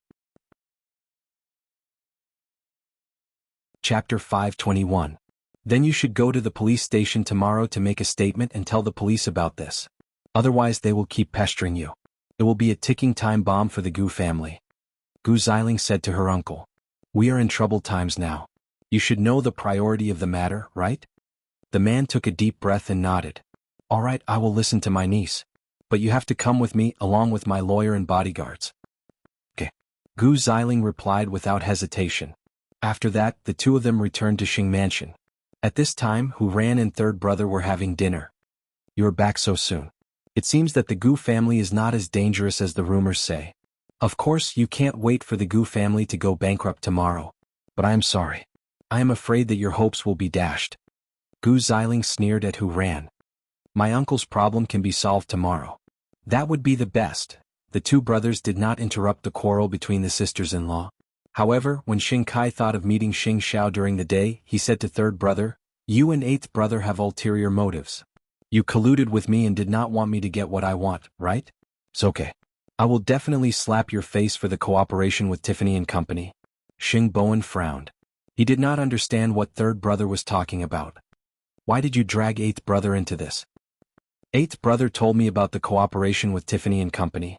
If you did not tell him, how would he know? Xing Bowen sneered and answered the same question as Xing Xiao. In Jianchuan, there's nothing that eighth brother doesn't know. It was like that in the past, let alone now. His network is so complicated. It's really effortless for him to know such trivial things like you. I won't believe you. Whatever. Then, third brother turned to Hu Ran and asked, Are you done eating? Hu Ran nodded. It's a little noisy. Let's go back to our room. One of you is suppressed by your brother at home, and the other is suppressed by your stepmother at home. Don't even think about turning over a new leaf in this life. Hearing Gu Xiling's sarcasm, Xing Bowen turned around and replied, Likewise. Weren't they always suppressed by Xing Xiao and Mu Qiqi? The winter rain was damp and cold. Xing Xiao asked Su Che to drive to the forensics lab at 9 at night. By then, the police had found a lot of new clues. On the afternoon of the victim's death, she met Huakang. The lime powder on the child's wound was not ordinary. We checked the construction sites and factories around the place where the body was dumped. Finally, we found a place with similar lime powder. That place happened to be the seaside amusement park that the Gu family was building. We suspect that it was the primary crime scene, but we did not dare to enter without a search warrant. At this time, the police were having a meeting, and the forensic doctor was also listening. So, Huatsong is still a major suspect. Huatsong was Gu Xiling's uncle's real name. Captain, I just received a call from the Gu family. Huatsong agreed to come over to give a statement. Then today's meeting will end here. When we interrogate that man tomorrow, we will extract valuable clues. Mu Qiqi rarely stayed in the forensics lab until this hour. When the professor informed her that she could leave, Mu Qiqi had already fallen asleep on the chair. She attended classes in the day and came to the lab to investigate cases at night. This child really did not care about her own body. Even Feng Shanshan knew to rest, and she was still so enthusiastic. Xing Xiao waited for a while before getting out of the car and went to the police station. The people in the station knew that she was a family member, so they did not make things difficult and brought Xing Xiao directly to the forensics lab. In the lab, the professor was about to wake the child up. You came just in time. I don't know what to do with her. The professor said to Xing Xiao. Carry her back. It's so cold. She will catch a cold if she sleeps here. Xing Xiao pulled Mu Qiqi into his arms and hugged her by the waist. Even with such a big movement, she did not wake up. Chief Xing, you must remind her to rest. If she works so hard now, won't she die of exhaustion when there are big cases in the future? Thank you, Professor. With that, Xing Xiao carried the little one back to the car and ordered Su Che, drive. Mu Qiqi did not wake up at all. She just lay quietly in Xing Xiao's arms until they reached home. When Mama Xing saw the usually lively Mu Qiqi being carried home, she quickly asked, What's wrong, Qiqi? Too tired. Xing Xiao answered. Then hurry up and take her upstairs to rest. Mama Xing waved her hand. This child seems to really like solving cases. Xing Xiao carried her into the bathroom and put Mu Qiqi in the bathtub. When the little one felt the water temperature, she slowly opened her eyes. Aren't I in the forensics lab? Xing Xiao had already taken off his clothes and stood in front of her. There was a mocking smile on his lips. So, what's the use of you being there? My discovery led them to the scene of the first murder case. Mu Qiqi retorted. That good? Knowing that Xing Xiao's expression was displeased, Mu Qiqi quickly dragged him into the bathtub and touched his chest. I won't fall asleep from exhaustion next time. I swear. Xing Kai came to me today and asked me to stop you from investigating this case. Mu Qiqi was shocked. Is he even human? Of course, since he and Gu Xiling are husband and wife, they will become more and more alike. Why would he come to you? What face does he have to come to you? I still remember how he pretended to sympathize with you when he found out that you were down and out. Why are you so agitated? Xing Xiao asked, holding her waist. The thing I hate the most about the Sheng family is that in their eyes, they can rely on connections no matter what happens. It's fine if it's business before, but now it's a matter of life and death. It's fine if they don't cooperate, but they still want to disturb the police investigation? Motherf asterisk her. And they still have the face to beg you. Hearing Mu Qiqi's nagging, Xing Xiao suddenly pinched her chin and kissed her. This person had been too talkative recently. She would chatter endlessly. Mu Qiqi was stunned. Although she was unhappy, she still responded to Xing Xiao's kiss. Xiao Xiao, the more cases I deal with, the more I feel that people are the scariest. Then do you want to see my scarier side? Xing Xiao asked, hooking his arm around Mu Qiqi's neck. Mu Qiqi was stunned. Then she shook her head. No. With that, she wanted to escape from the bathtub, but Xing Xiao pressed her against the edge of the bathtub. You only know how to bully me because I'm not as strong as you. Mu Qiqi muttered. Chapter 522. How could I not want it? You know I can never refuse you. After saying that, Mu Qiqi simply turned around and looked into his lustful eyes. She fell deeply into them. How can I love you so much? The kiss came like crazy and the water in the bathtub gradually cooled down. Afraid that Mu Qiqi would catch a cold, Xing Xiao scooped her out of the bathtub and carried her to the bed in the bedroom. Mu Qiqi was completely out of strength now. She could only mutter, Xiao Xiao. I'm going to sleep. I'm going to the forensics lab tomorrow because the Gu family is coming. Xing Xiao hugged her and held her fingers. Her dissecting hands seemed to be getting thinner and thinner. In fact, he just wanted to measure the size of her ring. The next day the weather was clear. Mu Qiqi went to the forensics lab in her husband's car. The Gu family had not arrived yet. However, the police were very efficient. Early in the morning, the captain went to the amusement park that the Gu family was building with a search warrant. But the amusement park covered a large area, and it would take some time before they could get a result. At 9 o'clock in the morning, Gu Xiling accompanied her uncle to the police station. When she saw Mu Qiqi, she sneered at Mu Qiqi. If I remember correctly, you are a student. How can you say that you are not against the Gu family? It's not that I want to be here. Everyone knows that the Gu family likes to act like they are rich. That's why they let me stay here to welcome you. What? Don't you like it? Mu Qiqi was holding the documents. She was wearing a white coat and looked professional. She looked like an official forensic doctor. My uncle is already in there. Are you satisfied now? The Gu family is very cunning. I don't think he will tell us anything sincerely. But you, do you want to see your aunt's corpse? Who wants to see such a disgusting thing? Gu Xiling looked disgusted. You are so ugly now. You will be worse than a burnt corpse when you die. With that, Mu Qiqi turned and went back to the forensics lab. In the interrogation room, the police were questioning Huo Kong. How many times did you see her after she went missing? Just twice. The first time was in a restaurant where I met my wife who had been missing for 2 years.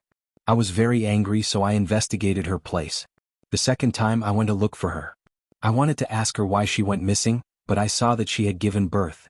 We argued for a while and in the end I left. Huo was very smart. He knew to hide the key information and didn't mention that he almost raped his wife. The policeman glanced at him and continued to ask, was it just a dispute? Of course. She's already divorced and has a child. What else can I do? In any case, I'm a reputable person. What time did you enter and what time did you leave? When she got off work, I followed behind her. It was about 6:30 in the evening. When she came out, it was no later than 7:30, Huo replied. Then do you know when she died? How would I know? I didn't kill them. Huo snorted. Around 8:30 in the evening. There was a hint of panic on Huo face. It has nothing to do with me. I really didn't kill her. Where did you go after you went back? Is there anyone who can prove it? Huo replied. I drove my own car. There should be surveillance cameras in the neighborhood. If you don't believe me, you can go and get them. Why didn't you tell the police about this when I came to you before? I didn't kill anyone. It's my freedom to say or not, isn't it? Moreover, I really hate the way the police handle cases. The Gu family is a big business and a famous family in Jianchuan City. I don't want to tarnish the Gu family's name because of this, Huo replied.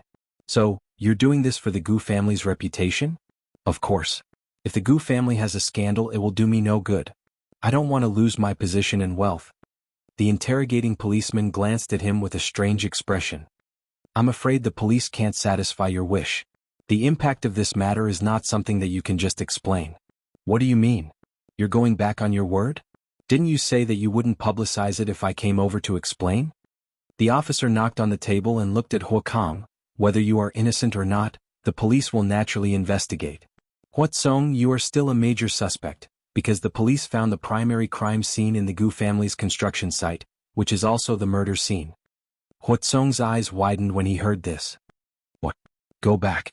The police will send a commissioner to follow you. Cooperate with the police at any time. That's your only way out. You also want to clear your name, right? Huatsong moved his lips, but in the end he didn't say anything. He only cursed the bitch in his heart. Why did she bring him so much trouble even after her death? Then Huatsong left the interrogation room. Gu Xiling walked up to him. Did you make it clear? Xiling, the Gu family is in big trouble. Gu Xiling was stunned. She didn't understand. What does this have to do with the Gu family? The police found the primary crime scene of the murder at the seaside amusement park. After hearing this, Gu Xiling couldn't help but take a few steps back. What did the Gu family do wrong? Why did they get into trouble because of you? Xiling, I'm innocent too. Hearing their conversation, Mu Chichi walked up to Gu Xiling and said, it was originally very simple. It's the Gu family who deliberately covered it up and made it more complicated. If you cooperated with the police earlier, you might have solved the case by now. But the Gu family chose to suppress you. Even if you had your own concerns and didn't want to cooperate at first, now that things have come to this, if I were you, I would have publicly expressed my support and cooperation with the police. Otherwise, things will get worse than your father going crazy. Mu Chichi, if the Gu family publicizes this matter, it will be like adding snow to snow. The family doesn't belong to you. Of course you won't feel bad about it. Don't make sarcastic remarks here. You just want my family to go bankrupt. Am I right? Gu Xiling replied to Mu Chichi coldly. It's up to you. The police will solve the case anyway. It's just a matter of time. I'm your sister-in-law. Do you like to kill me so much? In your heart, you don't want to be my sister-in-law, do you? Mu Chichi retorted. It's because of what happened at the charity banquet. That's why you hate me. You hate me for having designs on Xingxiao. That's why you keep pestering me. You think too much. No matter how low Xiao Zhao's taste is, it won't be your turn. Then Mu Chichi left the police station. She had to go back to school after the interrogation of Huakang. Chapter 523. I'll wait for you, Mu Chichi said calmly to Gu Xiling. No matter what, would she, Mu Chichi, lose to a vase? It was not logical. After that, the murder at the Gu family's amusement park attracted a lot of attention from the outside world. The news of the chairman of Gu's losing his mind had already made Gu's company on the verge of collapse. Now, the murder had made Gu's situation even worse. Huatsong was under surveillance by the police. Gu Xiling was furious. Mu Chichi wanted to go back to school, but the professor called her halfway. Don't you want to come to the crime scene? Aren't you and the captain at the crime scene?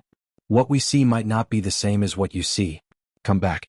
I'll wait for you at the crime scene. The professor hung up. It was a great temptation to Mu Chichi. So she asked the driver to turn around and go to the crime scene. It was in the basement of Gu's amusement park. There were a lot of building materials there, including the nails found in the victim's stomach. When Mu Chichi arrived at the crime scene, she saw the serial number on the ground. She did not touch it but squatted down to check it. There is a lot of blood on the ground. But the strange thing is that we did not find any traces of being tied or struggling on the victim's body. Why did she come here with the murderer? Professor, have you found the victim's eyes and fingernails? Mu Chichi asked. The professor shook his head. No. It's possible that these things are with the murderer. What do you think? There are no traces of being tied or drugged. So, it can only mean that the victim came here voluntarily. Mu Chichi looked at the puddles of blood on the ground and said, a single woman without complicated social connections, so how could she come to such a place? Professor, it might be a child. The murderer took away the deceased child and informed her to come here to look for the child. The fact that the deceased's phone can't be found proves this even more. There must be secrets on the phone that we want to know. The murderer is so vicious, but he did not leave any clues at the crime scene. This shows that he is very good at anti-reconnaissance and is very meticulous. How did he move the body from the crime scene to the dumping site? The professor glanced at her and said, "At that time, we had already checked the area around the dry well. No vehicle could have gone there. We also checked the footsteps and there was nothing suspicious. However, there are many ways to get out of the construction site. Trucks, tricycles, bicycles, electric scooters. Professor, let's go somewhere." With that, Wuxia got up and the professor followed behind her. The two of them searched for the road from the construction site to the dry well. Soon, they arrived at a fork 1 kilometer away from the construction site. Wuxia squatted at the fork and observed carefully. Then, at the end of the fork, she saw a tire mark. It's definitely not a bicycle or a 3-wheeled electric scooter that can transport a corpse because the corpse was not dismembered. Professor, look here. The professor squatted down and saw the width of the tire. I'll ask the forensics team to come over and take photos for evidence. Then we'll check the surveillance footage. After Wuxia got up, she looked around and found that there were traces of something heavy in the haystack. There should be a huge box here and the soil in front of the box has been refurbished. This means that the murderer had placed the corpse here before. Moreover, there's a stench coming from here. So, I'm guessing that the murderer must have placed the corpse in a box that looks like a trash can first. Then he left the box here. Passers-by would think that it was abandoned trash and wouldn't be curious. And with the stench, passers-by would not approach it. Then he carried the child to the dry well and threw him down. Because a baby would cry if placed in a car. But why did the murderer not kill the child first but chose to fall to his death? And how did the murderer move the corpse? I still have no idea for now. Seeing that she was able to discover these things, the professor smiled and said, "You've seen many things that I can't see. I'm really getting old. Everything slows down. Professor, you just didn't rest well and lacked energy. Otherwise, how could these things escape your eyes? It seems that the murderer really has nothing to do with that rich man." The professor sighed. Such a meticulous arrangement. It's not a murder out of passion. I think we should also investigate the social relations of the deceased, Wuxia suggested. There are always things that are right in front of us but we haven't discovered them yet. You're right. Now that this matter has blown up, the Gu family will definitely find trouble with you. You should be careful. Of course. If they didn't find me, I would have forgotten that I'm also a rich man. Wuxia smiled. Professor, let's continue to observe. Perhaps there will be new discoveries. Okay. That afternoon, the news began to broadcast intensively. After the chairman of the well-known Gu group fell seriously ill, the company encountered a glacier and was involved in a murder case. And the seaside amusement park under the Gu group is the primary crime scene of the murder case. The police are working hard to solve the case. And according to the investigation, the identity of the deceased is closely related to the Gu group. Seeing this news, Gu Xiling turned off the television in the living room. But Hu Ran turned it on again. Even if you don't want to watch it, I still want to. Did you do it on purpose? The Gu group's seaside amusement park cost 10 billion yuan. Now it has become the scene of a murder case. Can the Gu group continue to operate this time? The stock price has fallen so much that I can't bear to watch it anymore. Hu Ran said to Gu Xiling while watching the news. Your uncle should be more suspicious now. Gu Xiling clenched her fists. She could not calm down. She had to face Wuxia in the day and Hu Ran at night. No one would have such energy. I don't want to quarrel with you. The Gu group must have a terrible loss after this incident. What do you know? Hu Ran shrugged and stopped provoking Gu Xiling. What if she lost her mind like her father? However, everyone knew that the Gu group would not be able to get through this crisis. Just as Wuxia said, Papa Gu's madness was an internal problem that could be solved. But now it had become the scene of a murder case. Who would be willing to play in this amusement park? After a while, Grandpa Gu came home. When he saw Gu Xiling, he sighed and said to her, "Don't interfere in your family's affairs for now. Don't go home." Grandpa, this is my last kindness to you. It was also because she knew that Shen Kai was infertile that Grandpa Gu was willing to give in. Gu Xiling did not refute. Obviously, she realized the seriousness of Grandpa Gu's words. Chapter 524. The case had caused a great sensation in Jianchuan. The scene of Wuxia and the professor working in the field was also shown on the news. Everyone in the Sheng family saw it, including Shen Kai and Sheng Bowen who had just returned home. They had only heard that Wuxia was studying forensic science. But they had never seen her holding a scalpel. So, they could not associate Xing Zhao's beloved with this girl who ran in the wind and rain. However, when they saw her at the crime scene, they understood that she was not playing around. She was very serious. I don't know why, but Xiao Qi looks so valiant. Hu Ran leaned on third brother's arm and whispered to him, "She really looks like a forensic doctor. I believe she will have a bright future. She will be better than all of us." Seeking justice for the dead. Thinking of this, third brother smiled. Only she and Xing Xiao can live like humans. Bitch. If it wasn't for her, the case would not have been exposed so quickly. On the other side, Gu Xiling was cursing. If I have the chance, I will make her pay. Second sister-in-law, it's not that I look down on you. But in terms of ability, you have no other talents other than putting on a show at home.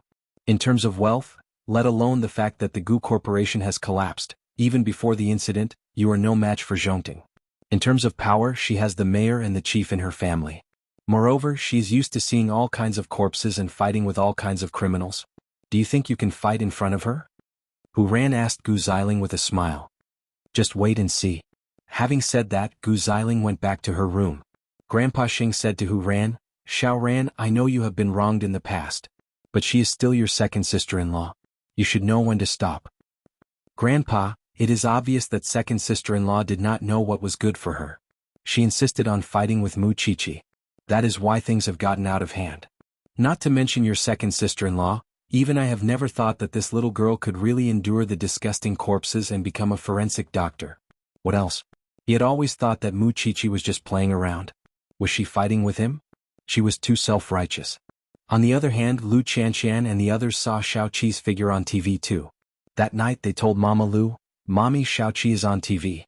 I should work hard too. Qiqi is really something." I used to think that since she was a couple with the crown prince of the Sheng family, the crown prince would never let her do such a job. But I didn't expect that not only did she do it, she did it very well. Wrong. Sheng Xiao is no longer the crown prince of Huang Yao. Lu Qianqian corrected her. You are doing well too. You have been handling the company's matters well. A few big cases had been approved by the shareholders. You have also exceeded my expectations. If only your father could see it with his own eyes. Seeing that her mother's eyes were red, Lu Qianqian quickly comforted her. Alright, don't cry. Why are you bringing it up again? I just want the Lin family to see your outstanding side. My daughter is definitely worthy of old Lin's grandson. Lu Qianqian smiled and comforted Mama Lu. Just eat. It will happen sooner or later. Don't worry. The younger uncles of the Lu family had ulterior motives. But with Lu Qianqian under heavy protection, they could not do anything. Previously, when there were no bodyguards around, they could still release a snake or do some other tricks. But now, Lu Qianqian was protected by a female bodyguard and a male bodyguard. Now, it would be harder for them to find a chance to do anything. Moreover, Lu Qianqian was a smart girl when it came to business. She had restarted the case that Papa Lu had put aside, so that Lu Holdings would not suffer any losses. That was why the board of directors approved of Lu Qianqian. After all, her training as a successor wasn't for nothing. The people of Lu Holdings had thought that she could not even understand the reports. But in the end, they realized that she could not only understand the reports, but also find the loopholes in them. They believed that soon Lu Holdings would be back on track. All the suffering seemed to be over. But the matter of the Lin family was still a knot in her heart. She wanted to do something. She wanted to. But dripping water could wear a stone. In the evening, Mu Qiqi dragged her tired body home. She had run too many places today. Her body was at its limit. When Mama Sheng saw her, she quickly went to help her. Mommy, you don't have to. I smell? Even eighth brother can stand it. Why can't I? You are underestimating Mommy. Mama Sheng smiled and said, Go upstairs to take a shower and change your clothes. Fifth aunt made your favorite dish. You must be hungry. Okay. Xing Xiao had not returned home yet. He had a dinner with Secretary He. Mu Qiqi went upstairs to take a bath. But unknowingly she fell asleep in the bathtub. If Xing Xiao did not find her when he got home, she would have drowned in it. In the afternoon, when they were having dinner, Secretary He laughed at Xing Xiao. This little sister-in-law is really interesting. I did not expect her to become a forensic doctor. It is not easy for a rich family to endure such hardships. So, I will not make things difficult for you today. Go home early. Little sister-in-law must be tired after a long day. She must be very tired when she sees you. Thank you, Secretary He. Xing Xiao could not help but laugh. Let's go. I will handle the rest. They are all sensible people. They will not make things difficult for you. Then I will thank Secretary He first. Having said that, Xing Xiao left the dinner. When he got home, he saw Mu Qiqi soaking in the water. When he looked at her feet, he saw that they were actually blistered. These were not a pair of feet of a young lady. She did not take care of herself at all. Xing Xiao thought about it. But he still carried the little one out of the bathtub. Then he put her on the bed so that she could sleep more comfortably. When he changed his clothes and went downstairs, Mama Xing did not see him. She asked, "Where is Qiqi?" "She is asleep. When she is hungry I will find Aunt Wu. Then let her sleep." Mama Xing smiled. Her appearance on TV today caused a sensation. Her grandfather, father, and the Shin family are all proud of her. Although Grandpa Shin didn't say it, I can still see from his expression that he still recognizes Xiao Qi's seriousness and dedication. "You have all seen it. Only I have not," Xing Xiao said. Chapter 525. After eating and returning to his room, Xing Xiao really went to search the news. He wanted to know how much perseverance this little one had used to do this. Now he saw it. Her petite body shuttled through the murder scene and kept going in and out of the yellow cordon. No wonder her feet were blistered. That was the special investigations team. None of the cases they received were easy. Sometimes even men could not stand it, let alone a little girl. After a while, Mu Qiqi woke up from her hunger. When she saw Xing Xiao sitting beside her, she naturally reached out and hugged her man. Xing Xiao looked down at her little head. Knowing that she had slept enough, he asked, "Hungry?" "Yes." Mu Qiqi nodded. "Get up and eat. I just asked Fifth Aunt to bring it in." Xing Xiao pointed at the table beside him with his chin. Mu Qiqi sat up and smelled the fragrance. She quickly got off the bed and sat in front of the table. "How did you know that I would wake up soon?" "I don't know when you will wake up, but I know that you will definitely wake up when you smell the fragrance." Xing Xiao smiled and unbuttoned his shirt. Then he took out the medicine box from the cabinet and sat beside Mu Qiqi. Mu Qiqi was stunned. She did not understand what he was going to do. Then she saw him take out a band-aid and put Mu Qiqi's leg on his body. "I know that in the future, running to murder scenes, going out into the field, and even distorting the truth will become your norm. But I hope that when you're injured or in danger, you'll think of me and worry about whether or not I'll feel sorry for you." Mu Qiqi listened to Xing Xiao seriously. She was a little confused. Logically speaking, this man would stop her. But today he did not. "Are you wondering why I didn't stop you from going to the crime scene?" "Yes." Mu Qiqi nodded. "I saw your figure on the news today. I feel that my little one wants to become that kind of person. Since that's the case, why should I stop you?" Xing Xiao bandaged her wound and looked up to ask her in return. "That's right. Why should I stop you?" Mu Qiqi put down her bowl and chopsticks and threw herself into Xing Xiao's arms. "I knew it. You are the person who understands me the best in the world. But I have a request." "Tell me." Mu Qiqi's eyes shone like stars. "You're not allowed to miss out on any classes related to grappling, fighting, or self-defense. Other than that, I've also hired professional coaches to strengthen your body. I don't need to arrest the murderer. I want you to learn how to escape." Xing Xiao pinched her nose. "In order to supervise you, I'll spare some time to practice with you." Mu Qiqi wrapped her arms around his neck and nodded excitedly. "Okay, I'll listen to you. Let's continue eating." Although the little one seemed to listen to him and obey him in everything, Xing Xiao could clearly feel how insistent the little one was on certain things, and it was usually him who would compromise when it came to that. After dinner, Mu Qiqi went downstairs again. She wanted to meet Mama Xing on purpose so that she wouldn't worry her. However, Mama Xing had gone to the Shins, and Papa Xing was sitting in the living room watching television. "Dad, aren't you going to rest?" "I'll go later." "Qiqi is the murderer from the Gu family?"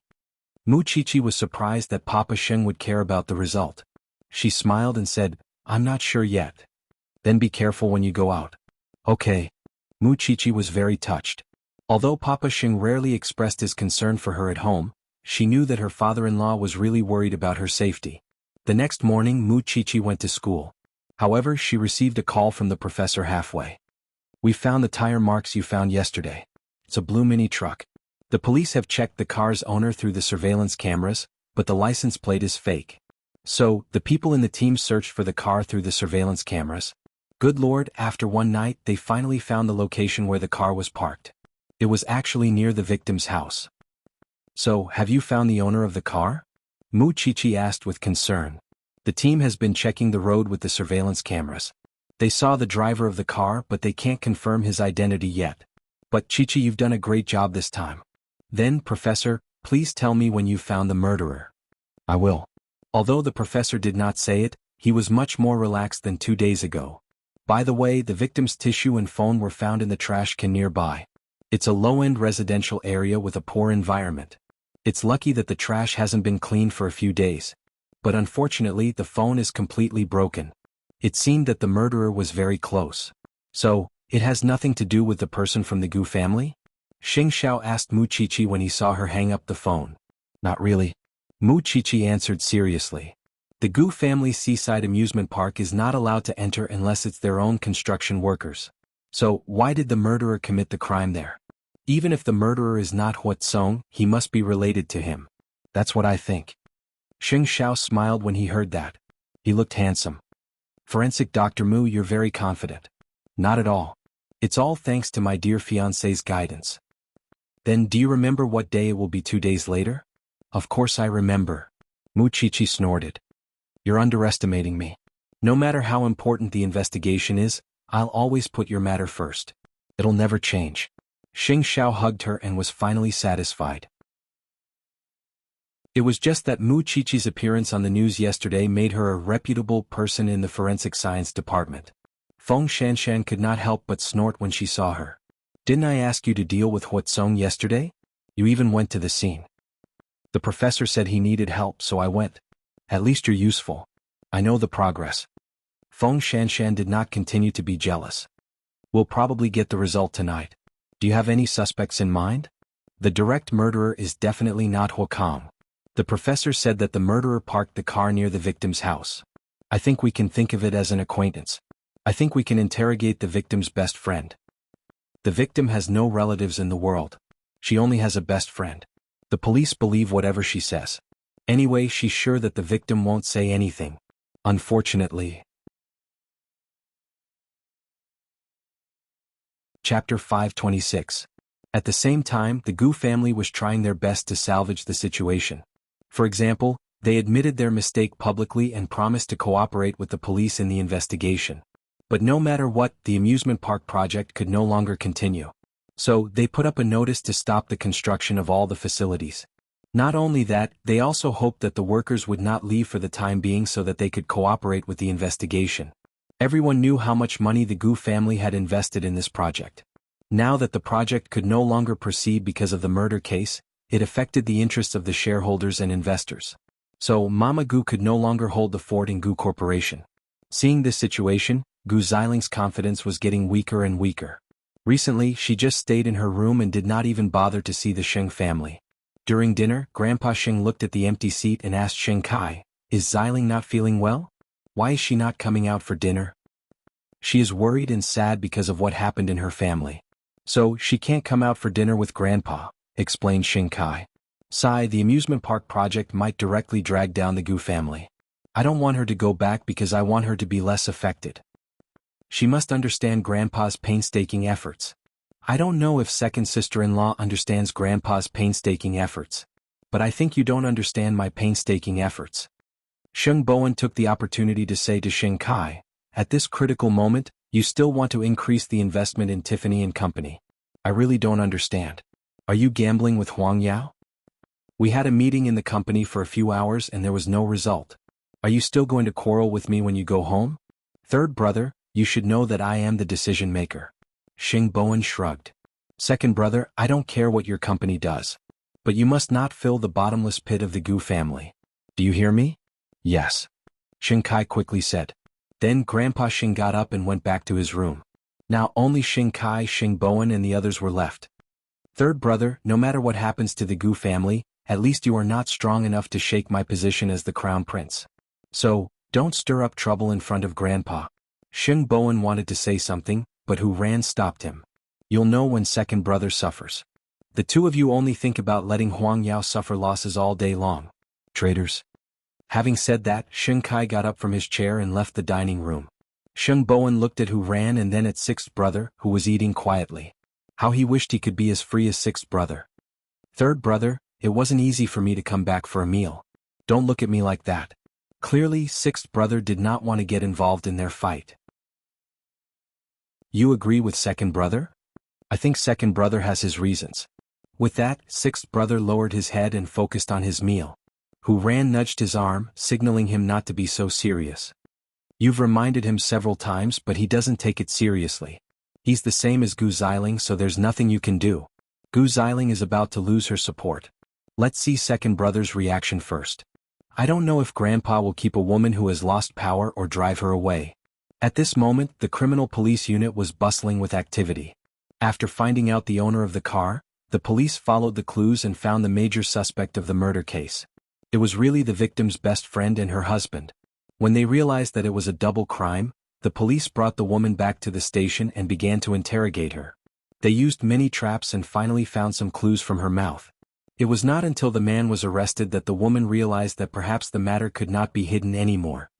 This woman's psychological quality is not ordinary. If the male murderer was not arrested, she would still lead the police in circles. How cunning.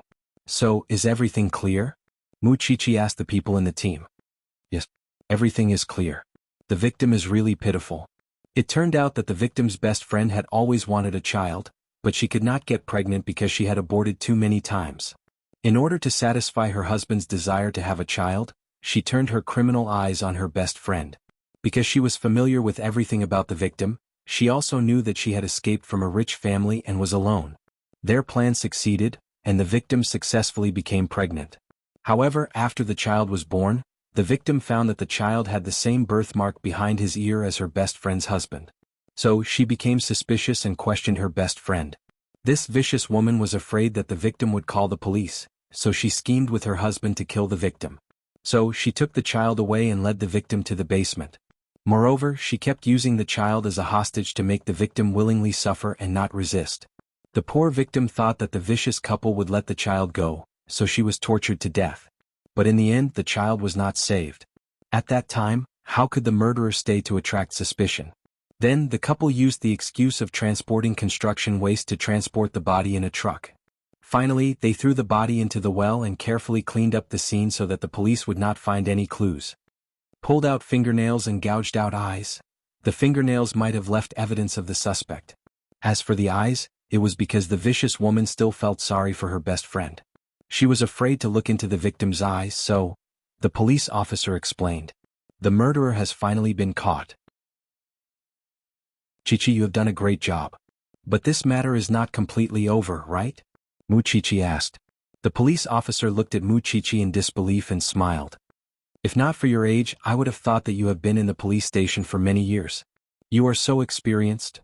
Because it is not easy to enter the Gu family's construction site.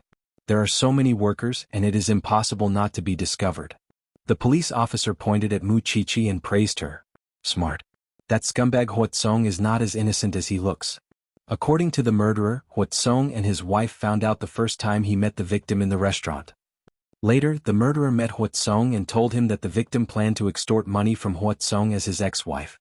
He reminded Huatsong to be careful of his ex-wife, and spread rumors in front of Huatsong that the victim was promiscuous, had many men and had a rotten private life. How could Huatsong tolerate that with his temper? He immediately told the murderer that he would pay the murderer to find someone to rape the victim. The murderer wanted to drag Huatsong down with him. He said that he could help, but Huatsong must provide a safe place. Huatsong thought that the murderer only wanted to teach the victim a lesson, so he arranged for the basement of the amusement park. Chapter 527. On the day of the plan, he wanted to vent his anger before the victim was raped by other men, who knew that he would be beaten away by his ex-wife. And the victim's child was taken away by the murderer at that time. Mu Chichi had goosebumps all over her body when she heard the whole story. Her scalp went numb. Has Huatsong been arrested now? The captain has already gone, the police officer replied. He's a scumbag with a pig's brain who was used by others. When he is arrested, we'll interrogate him carefully. We'll find out how he contacted the murderer. Mu Chichi looked at the body on the bed. She felt that she could comfort the poor woman's soul in heaven. 2 main culprits and 1 accomplice. None of them could escape. Feng Shanshan also listened to the entire case and sighed, which was rare of her. It's really not an ordinary kind of madness. No matter what, you've been a great help.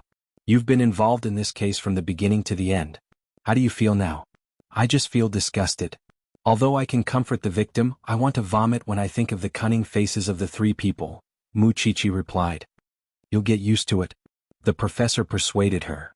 This is a very valuable experience for you. Look at you. You're famous now. I'm famous myself, okay? Muchichi glared at them. What was the situation with the Gu family now? The shareholders were in the Gu family, the directors were in the Gu family, and the creditors were in the Gu family. At this time the police came and took out an arrest warrant. They asked Mrs. Gu, "Is Huatsong at home? You police officers come to our house again and again instead of arresting the murderer. Don't you know that we don't see guests now?" Mrs. Gu said fiercely to the police. "Mrs. Gu, please look carefully. This is not a search warrant. This is an arrest warrant. Your brother is suspected of murder. The evidence is conclusive." Mrs. Gu took a few steps back when she heard this. "Oh, how is it possible? My brother told me that he has nothing to do with this murder. Do you believe his words? The criminal's face will not have the words 'I killed someone' written on it." Then the captain ordered his subordinates. "Search the house. We must catch the suspect." Although Huatsong felt guilty, he still firmly believed that he was not a murderer, so he would be fine. The Gu family would not leave him alone. However, when he saw the police come to arrest him, he was very confused. "Why did you arrest me? How many times have I told you? I didn't kill anyone. You are not the mastermind, but you are an accomplice." The police handcuffed him. "Sis, save me. I didn't kill anyone. Sis, believe me." However, Mama Gu didn't look at her brother anymore. She was afraid that she wouldn't be able to control her emotions. Almost the entire Gu family was ruined in his hands. What else did he want? Subsequently, the news also followed up on this matter. Everyone saw Huatsong being taken away from the Gu family. Second sister-in-law said that uncle's problem would be solved, but what happened in the end? Now that she has been arrested, this slap in the face has come too quickly, Hu Ran said to Xing Bowen as she watched the news. Chi-Chi has done a great job. Gu Xiling didn't know that her uncle was so cunning. Now that she was hiding in her room, she didn't dare to appear in the hall of the Xing family. She didn't want to see Hu Ran and Xing Bowen laughing at her. Soon Mama Gu called Gu Xiling. "Xiling, Mommy can't hold on any longer." "Mom, is the situation that bad? If you abandon the Gu family now, you can still protect your grandfather's business. I don't want everything to be ruined and you won't be able to hold your head up high in the Xing family. All the shareholders have withdrawn their funds. The bank will soon come to collect the debt for the Seaside Amusement Park project. The Gu family's shortage of funds will become more and more serious. This vicious cycle will not end well. Your father is crazy. Your uncle is arrested. Your brother is still a coward. We can't turn the situation around. I will beg Grandpa. I will beg the Xing family to save us." Having said that, Gu Xiling hung up. She couldn't accept the bankruptcy of the Gu family. So, she rushed out of the room and knelt in front of Grandpa Sheng. "Grandpa, please save the Gu family. Now, I can only hope that the Sheng family can give me a glimmer of hope." "Grandpa." Grandpa Sheng saw Gu Xiling kneeling on the ground. He didn't say anything for a long time. Of course, Hu Ran and Xing Bowen were surprised. They didn't expect Gu Xiling to break down so suddenly. "Xiling, it's not that I don't want to save you. But who would be willing to take over the Gu family's mess now? The Seaside Amusement Park project has tens of billions of investment. It's not easy to fill the gap. Moreover, the project has been abandoned because of the murder case. Who would be willing to spend tens of billions just to fill the gap of the Gu family? You have to get over it." Gu Xiling fell to the ground. Tears streamed down her face. "It's all because of Mu Chi-Chi. Mu Chi-Chi wants to take revenge on me. That's why things have come to this." After hearing Gu Xiling's words, Hu Ran rolled her eyes. "Your uncle is suspected of murder. Is this also Mu Chi-Chi's arrangement? Your uncle chose to hand over the basement of the Seaside Amusement Park to the murderer. It's not Mu Chi-Chi's doing. Gu Xiling, why don't you look for the reason from yourself? Why are you blaming others? And you are all on Mu Chi-Chi's side." "Xiao Ran, don't provoke her anymore." Xing Bowen put his arm around Hu Ran's shoulder. At that moment, Xing Kai came in from the outside. His eyes turned red when he saw Gu Xiling kneeling on the ground. "Are you bullying your second sister-in-law again? All right. Don't mention this again." "Xiling, you are the daughter-in-law of the Sheng family now. Do your part. That's more important than anything else." Grandpa Sheng sighed and told Gu Xiling. He could only blame himself for being blind. He insisted on building a relationship with the Gu family and almost let Xing Xiao and Gu Xiling get together. Who knew that the Gu family would be so vulnerable in just half a year? Sheng Kai glared at Hu Ran and Xing Bowen. Then he carried Gu Xiling back to the room. Hu Ran rolled her eyes again. That couple was really unreasonable. After this incident, second sister-in-law will probably list Mu Qiqi as her #1 enemy. Chapter 528. Grandpa probably doesn't want to add insult to injury at this time. You will have a plan. After spending some time with Grandpa Sheng, Hu Ran knew what kind of person Grandpa Sheng was. He was absolutely obedient to his own interests. If he did not take action from the beginning, it meant that he still had some concerns. Oh, by the way, my friend in the entertainment industry is helping you find out something. Third brother suddenly said to Hu Ran. When are you free? Let's meet up. Can you find out more about that woman? This person is already the most famous paparazzi in the circle. If he doesn't know something no one else can, explained Xing Bowen. Let's try. Okay. Hu Ran nodded. Thank you, third brother. You are really willing to take my matter to heart. Even if we are not a real couple, we are still allies on the same boat. Isn't it reasonable for us to do this? After hearing this, Hu Ran smiled. In fact, she did not understand what kind of feelings she had for Xing Bowen. In the past there was sympathy. Later there was gratitude. Of course there was also some admiration. But it did not seem like she liked him. Was it because the time was too short and she had too little experience? But even so, Xing Bowen was the only husband in her heart. She did not plan to change her husband in this life. In another room of the Sheng family, Gu Xiling sat on the bed and cried for a whole hour. Sheng Kai could not say anything to comfort her. He did not dare to approach her because she would lose her temper. I knew that Grandpa was ruthless, but I did not expect him to be this ruthless. The Gu family's business is too big. You have to face the reality, said Sheng Kai. How do you expect me to face the reality? If the Sheng family is not bankrupt, of course you will not feel anything. Without the Gu family, you will still be the daughter-in-law of the Sheng family. You will still be my wife. Moreover, your grandfather's business will be preserved. When I take over as the chairman of Huang Yao, I will be able to make my own decisions. What can I give you? Why are you so impatient now? You know very well that third brother and his wife are waiting to pick on us. They're waiting to see us make a fool of ourselves. If you cry and make a fuss like this, not only will it do you no good, it will also do me no good. Gu Xiling finally stopped crying. Do you really think so?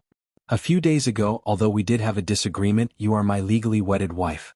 No matter what, I will stand by your side. Otherwise, wouldn't I be laughed at by others? As the dignified CEO of Huang Yao, I can't even manage my own backyard well? When Gu Xiling was done crying, she threw herself into his arms. I will help you. I will help you become the chairman of Huang Yao at all costs. At the same time, I hope you can understand how deep my hatred for Mu Qiqi is. All right? Since he couldn't blame himself, he could only blame others. After Huatsong was arrested, he still clamored in the interrogation room, saying that the Gu family would find him the best lawyer and let him walk out of the police station unscathed.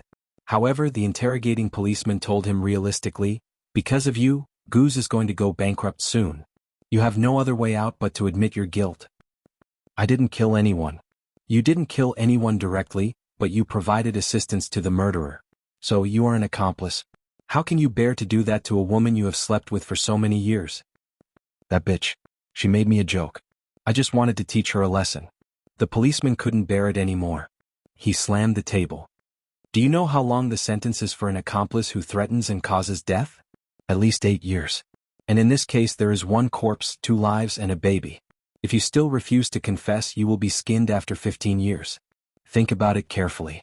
I don't want to waste more time with you now. Huatsong's face changed when he heard 15 years. Do I really have to stay in jail for that long? Do you want me to find the criminal evidence and prove it for you? Huatsong's hands were trembling. He thought for a few seconds and finally said, I'll tell you. Although the police already knew what Huatsong had said, they still felt disgusted because it came from another scumbag's mouth. Because he and the victim were once husband and wife.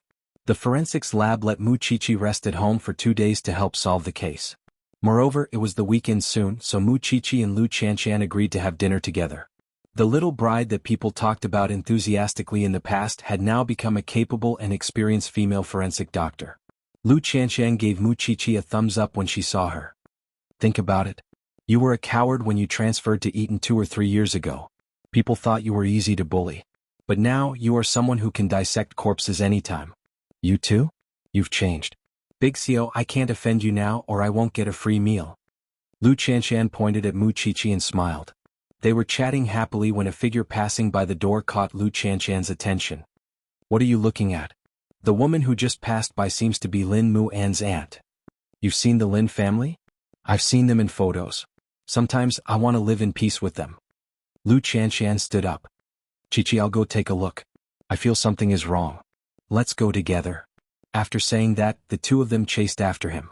Meanwhile, Lin Mu An's aunt was being held by two men. It seemed that she could not even walk properly. What are you doing? Lu Qianshan chased after them and stopped them. At that moment, Lu Qianshan could clearly see Aunt Lin's face. It was a clear sign that she was drunk. When the two men saw that Lu Qianshan was looking for trouble, they wanted to stop her from being a busybody. But Mu Qiqi's appearance made them wary. Isn't this the female forensic doctor? Forget it. Let's go. After that, the two men left Lin Mu An's aunt and ran away. Lu Qianshan and Mu Qiqi helped Lin Mu and into the hotel room until Lin Mu An arrived. It's really my aunt. Since you're here, Qiqi and I will continue eating. The Lin family probably doesn't want to see me. Lin Mu An probably wanted to comfort Lu Qianshan. He grabbed her hand and said, "You and Xiaoqi go first. I'll come for you later." Okay. Lu Qianshan nodded and left the room with Mu Qiqi. At that moment, Lin Mu An shook his aunt awake. Where is this? Mu An? The woman on the bed rubbed her head in confusion. She tried to see Lin Mu An clearly. Lin Mu An was a little helpless. You were drunk by two men just now. Do you remember? Those two men wanted to bring you to a room. Qianshan saw them and saved you. Aunt Lin shook her head as if she was trying to wake herself up. Where is Lu Qianshan? Chapter 529. Thank her for me. Also, don't tell your grandfather. Aunt Lin threatened Lin Mu An. Lin Mu An chuckled. I'm not in the Lin family now. I don't have the chance to see that old man. You don't have to worry. Aunt Lin wanted to say something more. But when she saw Lin Mu An had disappeared from the door, she did not ask him to stay. She thought that Lu Qianshan would use this incident to get her support. Unexpectedly, Lu Qianshan did not think that much. Of course, it was possible that this was another trick of Lu Qianshan's. In the private room, Mu Qiqi and Lu Qianshan continued to eat. When Lin Mu An saw his fiancée, he sat down beside her like a loyal dog. Where's your aunt? Let her go home by herself. Otherwise she will think too much and think that you have some scheme. After Lin Mu An answered, he patted Lu Qianshan's head. How do you know my aunt? I've seen your family's photo. Lu Qianshan rolled her eyes. This is the difference between men and women. Women know how to love me and my dog. Then am I bad to mom? Ahem, Mu Qiqi coughed. If you want to flirt, can I invite you to go home? They looked at each other and then turned to Mu Qiqi. You're a famous person in Jianchuan now. I have to see you a few more times before you graduate. Otherwise, I won't be able to get your autograph when you graduate and start working. That's right. That's true. Mu Qiqi replied without hesitation. So, do you really come into contact with all kinds of corpses every day? Aren't you afraid? Mu Qiqi ate her dessert and looked up at Lu Qianshan. It depends on what kind of corpse it is. Decomposed, rotten, or maggots crawling all over it. When Lu Qianshan heard that, her scalp went numb. Don't say it. I've never been scared.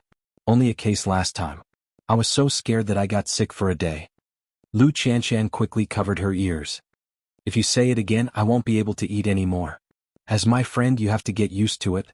After all, my hands.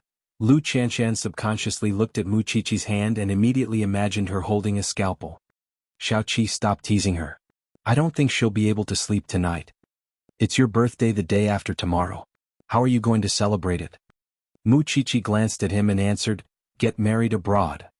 Are you so anxious to get married? Nonsense. Mu Qiqi said matter-of-factly. Of course, she would not say that her man was anxious. I'll congratulate you in advance then. Lu Qianshan finally managed to ignore Mu Qiqi's hands and shifted her attention to her face. Actually, I'm quite envious of you. You too. No, I mean Xing Xiao. He dotes on you so much. You don't have the so-called mother-in-law and daughter-in-law problem. The whole family dotes on you. Even when you're in a rich family, you can be yourself wholeheartedly. Don't you also have a Mr. Right who will follow you through life and death? Muchichi did not think that she was really envious. Everyone had their own fate and choices. After the three of them had dinner, Muchichi received a call from her man. He was going to Zhongting to accompany him to work. Lin Mu, and also planned to send Lu Qianqian to the company. However, when Lu Qianqian entered the company, she was stopped by her third uncle. Qianqian, you have to help me. If you don't, I'm dead meat. What's the matter? Lu Qianqian pulled him up and asked the secretary to help him to his seat. Can you lend me 30 million yuan? Lu Qianqian was stunned. Although she was mentally prepared, she was still shocked when she heard the figure from this man's mouth. What do you want 30 million yuan for? Don't ask me why. I'm just asking you, are you willing to lend it to me? The uncle's expression was very anxious and he looked very embarrassed. It seemed that he did not go home last night. 30 million yuan is not a small amount. I've just become the chairman of Lu Holdings. Where do you want me to transfer the money to you in such a short time? Lu Qianqian asked him. Qianqian, if you don't lend it to me, I can only chop my hand off. You don't want me to live a life worse than death, do you? Gambling debt. Lu Qianqian guessed it immediately. Third uncle took a deep breath and finally nodded. Yes, gambling debt. I don't expect you to pay me back the 30 million yuan. But I want your shares as collateral, Lu Qianqian said seriously. A gambler will do it again after the first time. I don't want you to treat me as your cash cow. If you want 30 million yuan, I'll give you 30 million yuan. If you agree, I'm ready to give you the money. If you don't, you can only find someone else. After all, I remember clearly what you and the other uncles did to me when my father passed away. I'm not the one who put the snake in your room. That's not important, Lu Qianqian said seriously. Do you agree or not? The uncle gritted his teeth and got up from the sofa. You're taking advantage of me. I won't fall for it. I didn't expect you to be so arrogant after becoming the chairman. Just you wait. I'll sell it to someone else but not to you. You mean you don't want the 30 million yuan, right? Lu Qianqian's voice became cold. I don't want it.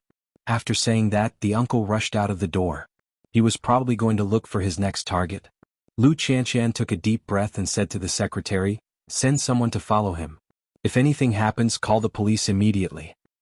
Yes, Chairman. Although she had no feelings for these uncles, they were her father's blood relatives. It was unreasonable for her not to care about them at all. But she had just started working. How could she be controlled by these uncles? If this happened and the other uncles did the same thing next time, how could she manage the entire Lu Enterprises? Of course, Lu Qianqian knew that these uncles were not easy to deal with. She had to be prepared to deal with them for a long time. Sometimes she felt very tired, but because of these people, she constantly reminded herself that since she was sitting in this position, she must be extra serious. After returning to the office, Lu Qianqian sat on the office chair and thought about the whole incident. Then she told the secretary, prepare the best wedding gift for me. I want to give it to my best friend. Then, does she need anything? Forget it. I'll choose it myself. You can help me. Muchichi did not lack anything, the only thing she lacked was kindness. Chapter 530. Soon Muchichi arrived at Zhongting. Seeing that her man was about to leave with his team, she approached him and asked, are you going out for business? Why did you ask me to come? The people from Su Holdings have arrived. Fourth sister is in her office, and you haven't seen her for a long time. Go in and talk to her. You want to work with Su Holdings. Sheng Xiao did not deny it and promptly led his team to the meeting room. Muchichi did not ask anything, and simply pushed the door open and entered Sheng Xiao's office. Sheng Minglan had not seen Muchichi for a long time, and smiled warmly when she saw her.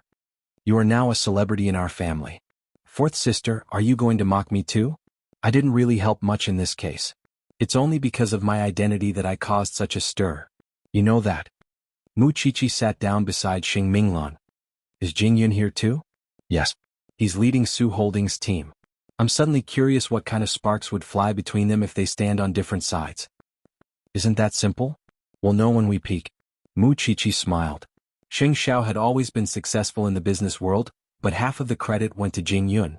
Now that they had been separated for half a year, Sheng Xiao's working ability was still as astonishing as ever, and Jingyun would certainly not lose out to him. It would definitely be exciting if they were to get together and talk about a partnership. So, the two family members secretly opened the door of the office. Sheng Xiao saw it at once and so did the secretary. She was about to walk over but Sheng Xiao stopped her.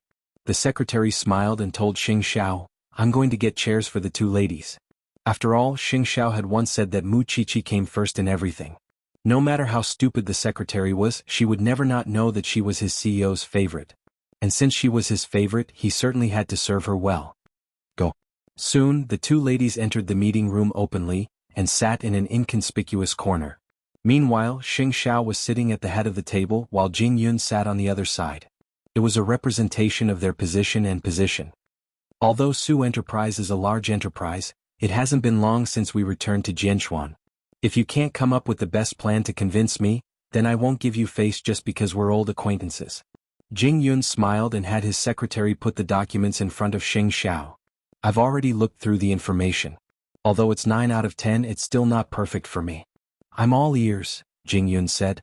The higher-ups of Zhongting and Su Holdings sat on both sides of the table. They had thought that the meeting would be more relaxed since everyone knew Jing Yun's previous identity. She did not expect Xing Xiao to be so strict. There are 3 things that Su Holdings wants to work with Zhongting on. First, Zhongting announced at the charity banquet. Su Holdings wants to jointly fund the 10-year school construction project with Zhongting. You will be responsible for the construction of the school's medical facilities. What makes you think that I will agree to it? After all, there's no profit involved and I would have to waste my manpower to contact Su Holdings.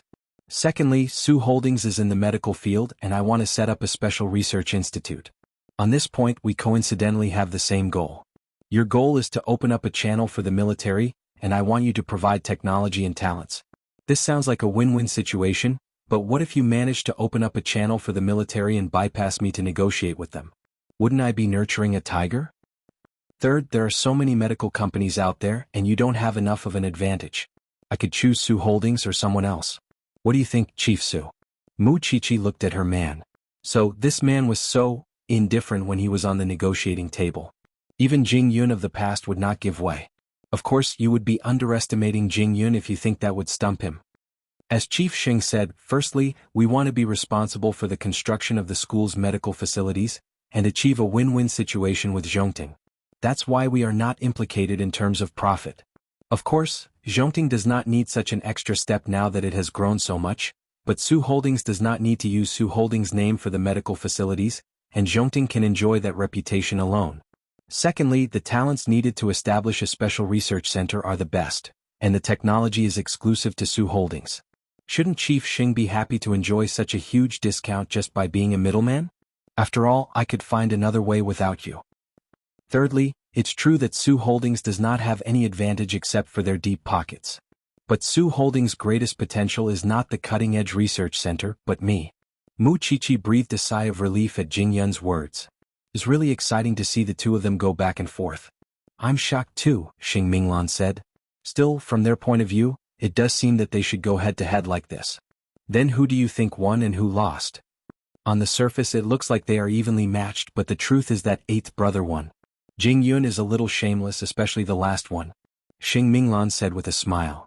He was so arrogant because he was sure that 8th brother would give in. Chief Su has said so much. Does anyone else have anything to say? Xing Xiao asked everyone in the room in a businesslike manner. What else could the others have to say when both of them had put it that way? If that's the case, Su Holdings should come up with a more detailed document and arrange for someone else to come and sign it. I hope you won't disappoint me, Chief Su. Now that Zhongting held the Lu family's shares and was working with Su Holdings, its position in Jianchuan was like the sun at high noon. He believed that in the near future the established companies such as Huang Yao would have to step aside. I'll come again the day after tomorrow and talk to you personally, Chief Sheng. Xing Xiao glanced at Mu Qiqi and answered Jing Yun. I won't be around that day. You can talk to the vice president directly. It's your birthday, isn't it? Xing Minglan remembered. 8th brother wants to celebrate with you? We're actually planning to go abroad for registration. Mu Qiqi replied. An old man approaching his 30s doesn't have a sense of security, and is in a hurry to turn me into his cheap wife. Xing Minglan smiled at that. That's a good thing.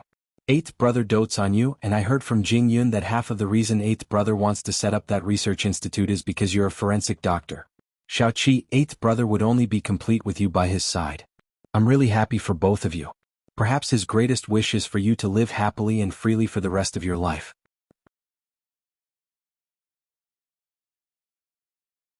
Chapter 531. Following Mu Qiqi's gaze, Sheng Minglan saw the adoration and gentleness in her eyes. Soon the two men came to their own women. Sheng Xiao extended a hand to Mu Qiqi. "Let's go."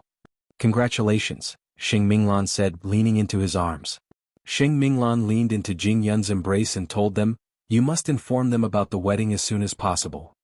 "That's true. It's still too early." Mu Qiqi blushed and glanced at Sheng Xiao. "Then we'll go back first. We'll find a chance to have a good chat when you're back." Mu Qiqi nodded and saw Jing Yun and Mu Qiqi off Zhongting. Seeing that her man had returned to his post, Mu Qiqi propped her hands on the table and asked, "I thought I could have dinner with fourth sister and Sheng Xiao tonight." "Fourth sister is in a hurry to go to the hospital for a checkup," Sheng Xiao answered without looking up. "Pregnant?" Mu Qiqi guessed. "Probably. That's great news." With that, Mu Qiqi walked around the table and sat on Sheng Xiao's lap. "Talk to me for a while. How am I supposed to work when you're like this? You called me here and you still want to work?" Mu Qiqi deliberately rubbed against his leg. "You used to be a flirt, but you've become a flirt after half a year." Sheng Xiao could not stand her moving around, so he pressed her down on the table and leaned over to kiss her. "If you don't behave, I'll teach you a lesson and make you cry." "How do you want to teach me a lesson?" Mu Qiqi deliberately rubbed his lips with her fingertips. Sheng Xiao did not say anything else, and simply helped her up and walked to his own lounge. "Although we've been together for so long, I've never seen you talk business with anyone. If I knew you were so charming, I would have gone out with you more often." Sheng Xiao leaned forward at that. "Little one, did you smear honey on your lips? Just think of it as me. Man, I want it." Mu Qiqi was unbelievably proactive today. She directly reached out and grabbed Sheng Xiao's shirt, pulling him closer to her. "You're asking for it." After Sheng Xiao said that, flirtatious sounds soon came from the lounge. When the secretary knocked on the door and got no response, he knew that his CO must be making out with Madame, so he did not disturb him. After all, as long as Mu Qiqi was around, the strict man would become so soft that he was not himself. When the two of them came out of the lounge, it was already 3 hours later. Mu Qiqi slept in Sheng Xiao's arms, and Sheng Xiao carried her out and left Zhongting. In the evening, the lights of the Lu mansion was already lit. Lu Qianshan's family was having dinner at the dining table, and the atmosphere was natural and warm. "I think I'll be going back to the police academy in 2 days." During the meal, Lin Mu and suddenly said, "I'm almost done resting. I don't want to delay the school any longer." "I mu mu mu," Chen Chen said. "Chen. Mu, Chen," Lin Chen Chen said. "I said. Lu mu Chen mu." Lu Xiaomu said. "You deserve it. Go back if you want to." Lu Qianshan rolled her eyes. She stopped him from going back because she felt sorry for him. Who would care if it was another man? Lin Mu and chuckled. Just as he was about to comfort his woman, Mama Lu suddenly screamed and immediately stood up from the dining table.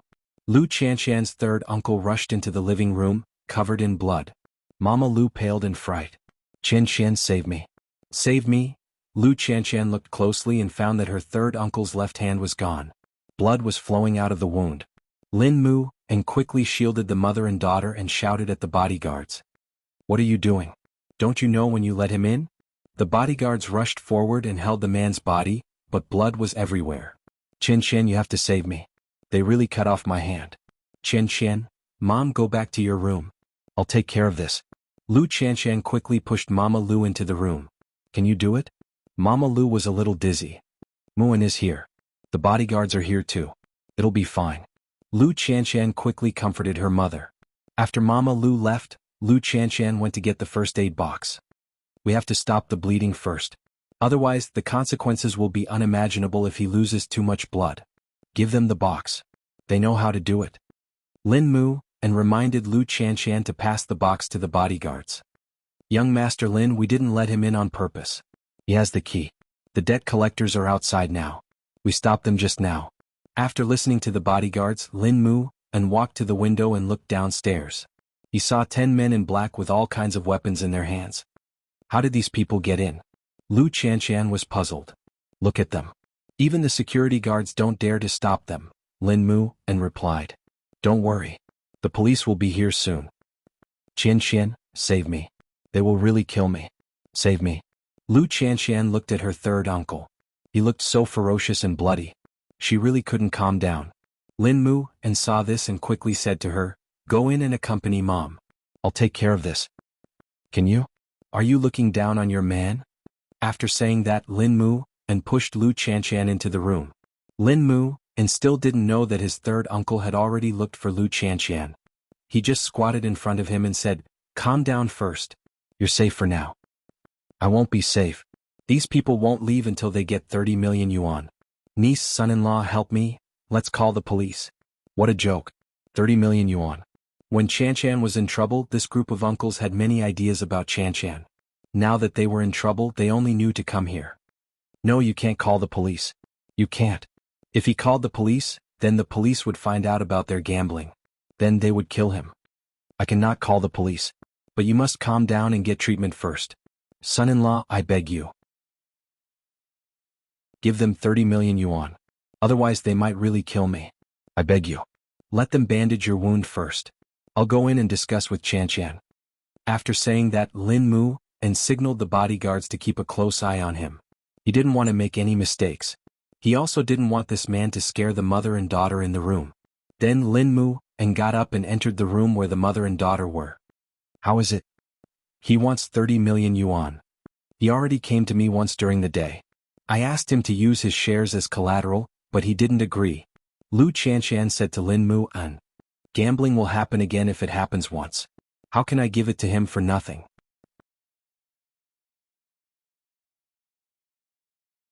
Chapter 532. But what do we do now? Lu Chanshan was also shocked by the bloody scene just now. "Don't you think it's strange that he has the key to the Lu family?" Lin Mu and asked in return. "He said he didn't release the snake." Lin Mu and glanced at Lu Chanshan and then turned to Mama Lu. "Mommy, please call the other uncles. Since he is a member of the Lu family, I can't let you and your mother face him alone. After all, he is still their biological brother. He is closer than you two." Mama Lu's eyes lit up. "Okay." Mama Lu nodded. "What about outside now? The police are coming.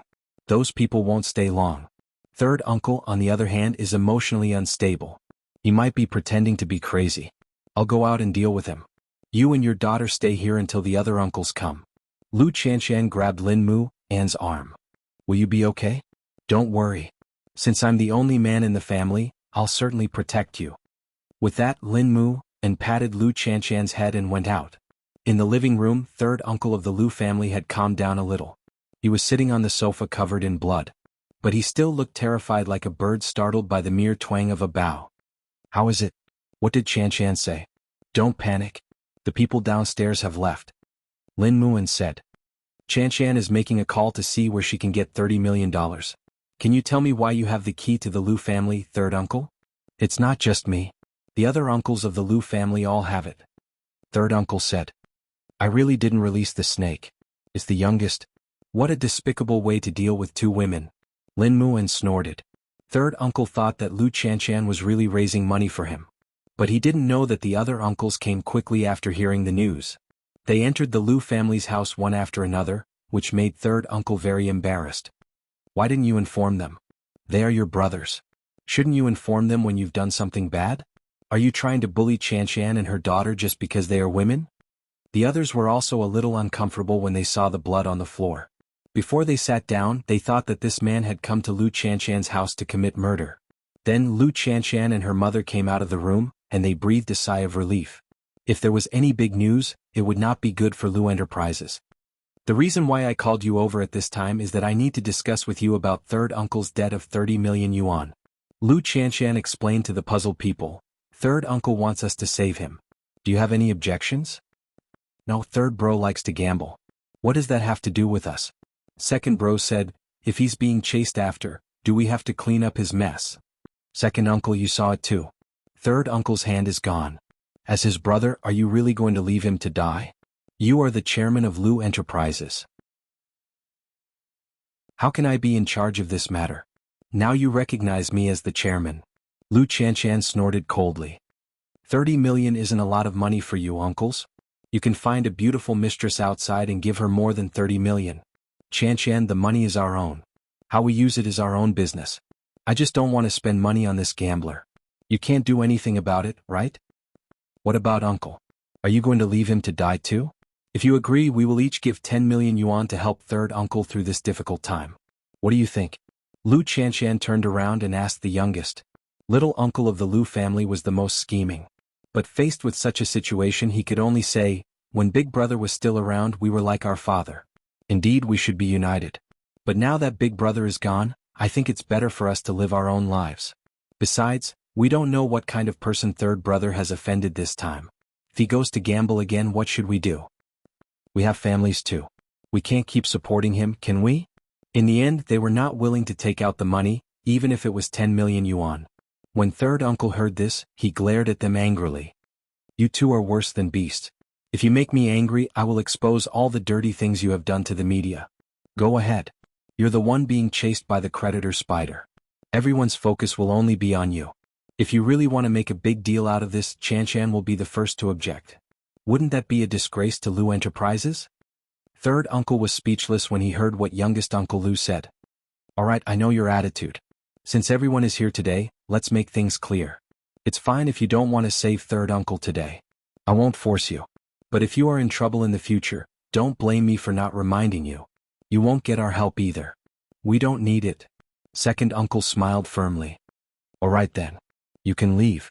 But before you leave, hand over the key to my house. Otherwise, I will ask a lawyer to handle this. Trash is trash. They do such dirty things. They don't even let women go. The other two uncles looked unhappy, especially when Lu Chanshan scolded them. We don't know what you are talking about. They definitely have your keys on them. Third uncle finally spoke up. Since you're being heartless, I'm not going to be righteous either. Don't slander us. And the snake in Chanshan's room was released by the youngest. We can't be bothered to listen to your nonsense. Having said that, the two uncles quickly got up and left the Lu mansion. Then Lu Chanshan looked at third uncle coldly. These are your brothers.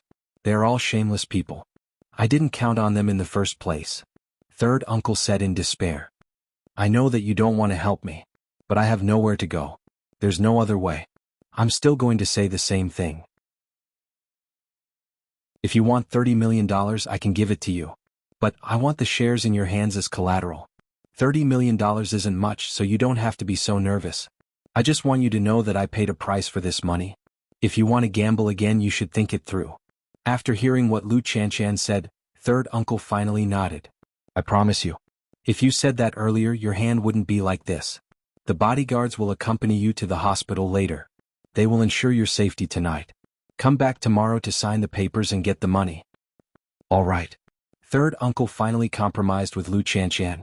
In his heart, he had a deeper understanding of this little girl. She was definitely not a paper tiger. I will return the key to you.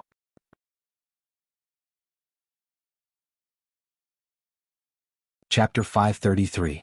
Soon, the bodyguard sent third uncle of the Lu family away. But the bloodstains on the floor made one's scalp tingle. Mama Lu was very pleased. My Chanshan has really grown up. Mommy, you should go back to your room and rest. I'll ask the servants to clean it up. Chanshan, I think you should be on guard tonight. Your youngest uncle did not hesitate to hurt the people of Lu Holdings just to cause trouble for you. Now that he knows about your third uncle, he might think of a way to blow things up and humiliate Lu Holdings.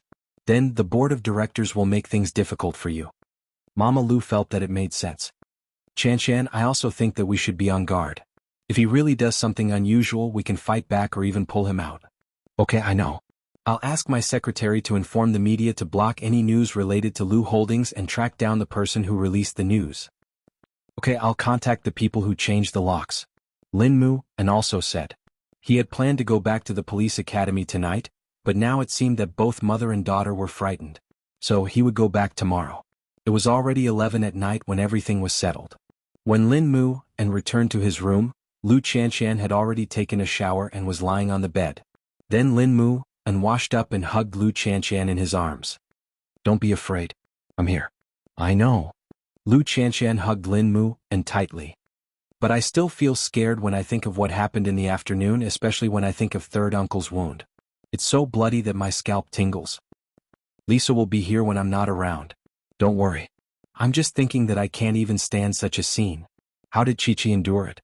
What she saw was 100 times more disgusting. We're both girls. I really feel a little cowardly.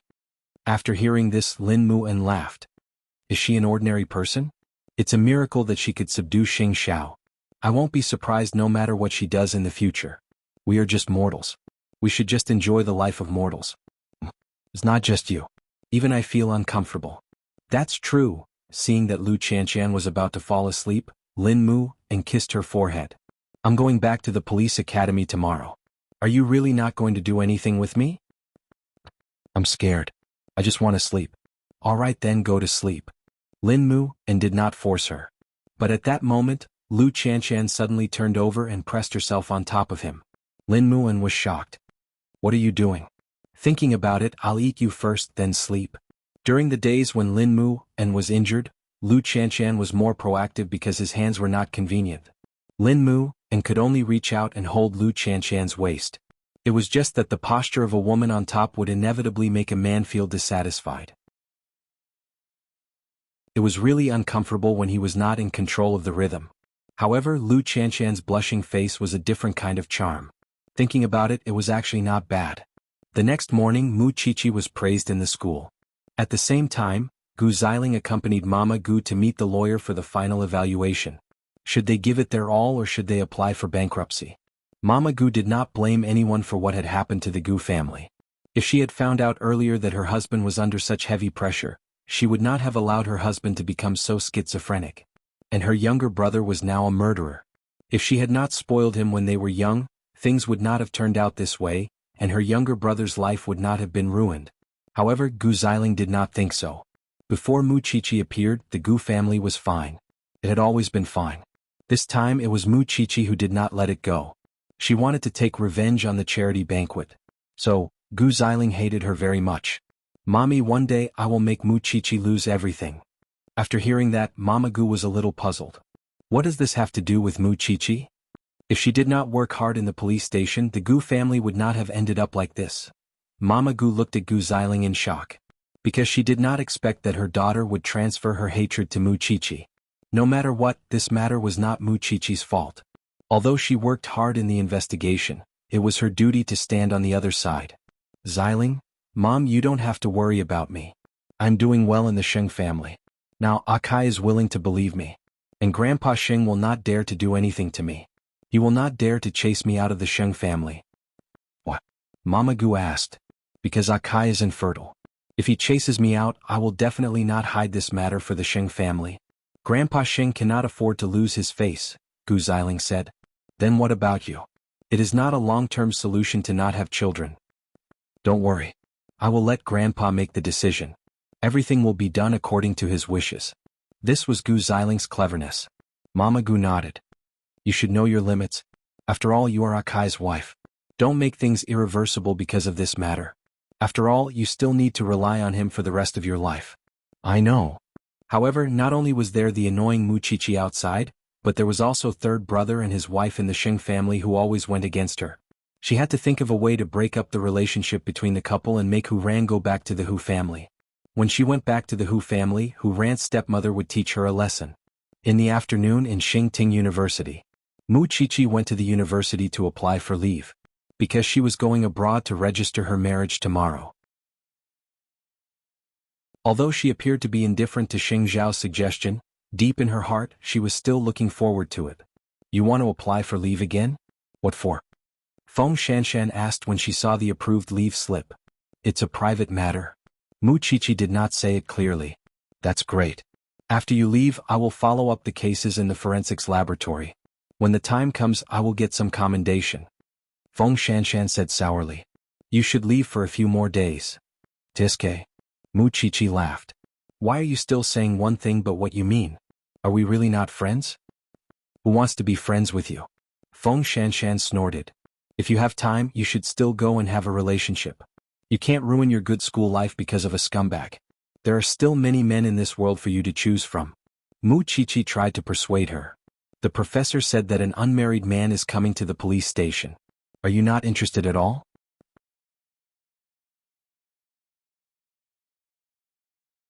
Chapter 534. Mu Qiqi shook her head. She felt that it was too early for Feng Shanshan to say that.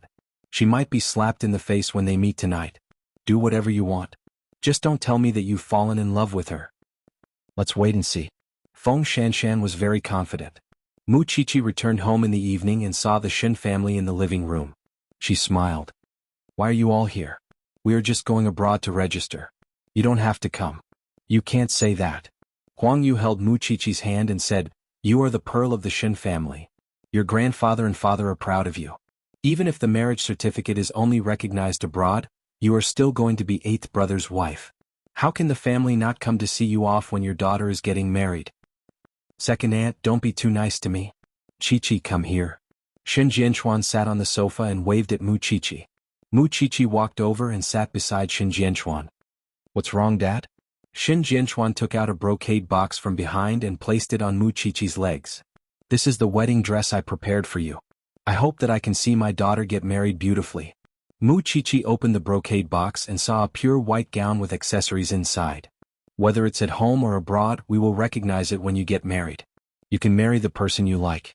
This is my biggest wish. If you can be happy, I will have no regrets in this life." Mu Qiqi put down the gift and hugged Shin Jianchuan. "Dad, you must be healthy too. Wait to be a grandpa in the future." "Silly child, I prepared the gown, your grandfather prepared the necklace, and your aunt prepared the headwear. Alright, the child will be leaving soon. Let's talk while we eat." Mama Sheng finished cooking and went to the living room. "Eighth brother will be back soon. Everyone wash your hands and get ready for dinner." Mu Qiqi thought about it and walked to Grandpa Shin. She said, "Grandpa, I hope I didn't embarrass you. Now, everyone knows that the Shin family has a young forensic doctor. I'm proud of it. Why would I feel embarrassed?" Grandpa Shing patted Mu Qiqi's shoulder. "Just be yourself. I don't care what others say now." Mu Qiqi really couldn't stand the love from her family. Her eyes turned red and she cried. Sheng Xiao saw that as soon as he entered the house. So he walked up to Mu Qiqi and patted her head. "What's wrong? Everyone treats me too well. Why are you crying when I'm treating you well? Are you born to be abused?" Sheng Xiao shook his head and led her to the restaurant. "We're leaving early. Have a good meal. You'll have to suffer for a long time on the plane." "Got it?" After dinner, Sheng Xiao carried his luggage and pushed Mu Qiqi out of the house. His family stood at the door and hugged them. "All of us are waiting for your return." "Okay," Mu Qiqi answered Mama Sheng with a smile. Right now, this young couple was the bond that kept the two families together. They were also everyone's concern. Mu Qiqi got into the car with everyone's blessings. She leaned into Sheng Xiao's arms. "I wonder how they will feel when we get married. Idiot, we're getting married for real now." Alright. She couldn't afford to offend a man in his 30s. They were getting married for real now. "You're going to be my husband soon. How do you feel?" In the night, Sheng Xiao lowered his head and looked at Mu Qiqi. For a long time he couldn't say a word. Just as Mu Qiqi was about to fall asleep, he slowly said, "I feel that I can't wait until 2 years to register with you. I want to enjoy the status of a husband in advance now. But at the same time, I feel that the responsibility has become heavier." "Is it different from before?" "I have a sense of belonging. I feel like I'm really married. Because I have to shoulder the responsibility of taking care of the family, I feel that the responsibility has become heavier." TSK. Mu Qiqi lay on his lap. "Why don't I have this sense of belonging? It's because I felt that I was yours from the beginning. I've always been very intuitive. But there's one thing I agree with. I like that you live your life with a sense of ceremony. It makes me feel that I'm fully valued. Sleep for a while. I'll wake you up when we reach the airport." Sheng Xiao hugged her, grabbed a thick blanket and put it on Mu Qiqi. "No, I want to hug you soberly." Sheng Xiao ignored her and asked Su Che to turn on the lights. Then he took out a document to read. Mu Qiqi lay on his lap instead. She could even be used as a human table for him. Because she was used to this kind of Sheng Xiao. She also liked this kind of Sheng Xiao. At the same time, in the forensics laboratory, Feng Shanshan was helping the professor with an experiment. The professor glanced at her and smiled. "Shanshan, are you still single?" "Professor, don't tell me you're asking me to see a psychologist like Mu Qiqi did." "Everyone in the office is going. Aren't you going?" The professor reminded her. "I heard that this expert is a real high-quality resource. He's very good at martial arts." "Professor, I was actually quite bad in the past. I did a lot of things to trick Mu Qiqi. I was powerful and greedy. So, those noble souls are really not suitable for me." The professor laughed when he heard this. "This is the first time I've heard a girl describe herself like this. As the saying goes, a prodigal son who repents is more valuable than gold. As long as you repent now, how can you not be worthy of those noble souls?" "Don't. I'm afraid. I'm full of secrets. I'm most afraid of being seen through." That's the expert's specialty. The expert won't be bored to see what color your internal organs are. Hearing such a capable and vicious remark, Feng Shanshan and the professor turned around together. They saw a tall and thin man standing at the entrance of the forensics laboratory. He was wearing black casual clothes and a cap, giving off an extremely oppressive feeling. I'm Tang Yin, a new police officer. I'm good at profiling. I'm here to say hello to the forensics team. I didn't mean to eavesdrop. You didn't close the door. Feng Shanshan was stunned. She suddenly wanted to see the face under the cap. What did it look like? Hello. The professor immediately went up to shake his hand. We're just joking. I hope you don't mind. Is this considered a bad guy hiding in the police station? Tang Yin slowly curled his lips with a hint of mockery. Oh no. Feng Shanshan stood stiffly by the pool. She could not control herself at all. Indeed, one should not talk behind people's backs.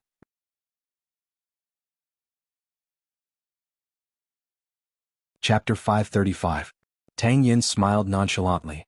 Professor, please take care of me in the future. It's my duty. The professor smiled. Then Tang Yin crossed his arms, glanced at Feng Shanshan and left the forensics lab. The professor glanced at Feng Shanshan and could not help but laugh. How is it? I told you. He's handsome, right? Feng Shanshan's face was very red, but it was not because of the man, but because someone had bumped into her from behind. Strictly speaking, it was because of embarrassment. This man is not a gentleman at all. He doesn't even know how to knock. This man should be 185 meters tall. He's tall, handsome, and very strong. Didn't you see his arms? They're all muscles. He's in high demand, Shanshan. He's the type that Mu Chichi likes. Don't use Mu Chichi as a shield. She already has the strongest man. Why would she look at another man? You should think about yourself. Feng Shanshan did not say anything. She lowered her head and did her own things. This man must have a very low EQ. He was not the kind of man who would do anything for a woman. Otherwise, he would not have said such embarrassing words. What a poisonous tongue. No matter how strong a man is, he will become soft when he meets the woman he likes. Feng Shanshan was like a turtle hiding in its shell. Late at night, she took a taxi home and saw Tang Yin at the door. To avoid embarrassment, Feng Shanshan hid behind the glass. After a while, she saw Tang Yin riding away on his motorcycle. That was so cool. Of course, Feng Shanshan would not admit that she was attracted to this man. Late at night at the Lu mansion. When Lu Qianshan returned home, Lin Mu, and had already returned to the police academy. Mama Lu saw that she came home very late, so she asked her if anything happened. Lu Qianshan sat down on the sofa and answered her mother, Mu, and is right.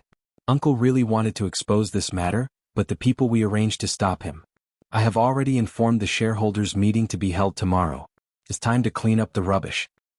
My daughter, you've worked hard. Having said that, Mama Lu took a package from the table. This is for you. I don't know who sent it. Mommy, aren't you afraid that it might be a bomb? It's not as dangerous as you think. Mama Lu smiled. Someone must have sent the cosmetics. Lu Qianshan opened it and saw expensive cosmetics lying inside. She then looked at the note inside. Thank you for last time. What happened last time? Lu Qianshan suddenly understood. I know who sent this. Who? Muan's aunt. Chi-Chi and I saved her a few days ago, Lu Qianshan replied. I didn't expect her to be a grateful person. Perhaps this is the arrangement of the heavens. It is fated that you should form a good relationship with the Lin clan. After saying that, Mama Lu walked to the dining table. Let's eat. Before Muan left, he reminded me again and again that you must eat on time. Don't ruin my plans. I know, Mommy. At the moment, the atmosphere in the Sheng family was very stiff. Gu Ziling's eyes were red all the time. Maybe it was because she was too upset. Hu Ran and Xing Bowen were about to meet the paparazzi in the circle, so they did not have time to care about Gu Ziling. However, when dinner was about to end, Gu Ziling suddenly asked third brother, I heard from the servant that you and sister-in-law always have a quilt on the bed and a quilt on the sofa. Do you two sleep in separate beds? Xing Bowen was stunned. Xing Bowen was stunned for a moment and shook his head. Oh, that's good. I thought you two were up to something or sister-in-law was not feeling well. Gu Ziling sounded like a meddlesome sister-in-law. She seemed to be very concerned about third brother and Xing Bowen. Second sister-in-law, mind your own business. Hu Ran said coldly. Indeed. The Gu family is going bankrupt soon. I don't think I have the right to take care of you. All right. Your second sister-in-law is just concerned about you. You don't have to fight with me every time, do you? Sheng Kai retorted. I know third sister-in-law doesn't like Xiling. But since it's over, you should learn to look forward. Let the past be in the past. Let's eat. Hu Ran rolled her eyes. This couple was really putting on a show every day. And Gu Xiling was just like her father. Yesterday she was arrogant. Today she was nice. You could not keep up with her at all. After dinner, the family dispersed. However, Hu Ran stopped Gu Xiling on the way. She asked directly, what tricks are you playing now? I'm not playing any tricks. I just thought you and third brother haven't slept together yet. So I asked out of concern. Are you that kind? Hu Ran did not believe her nonsense.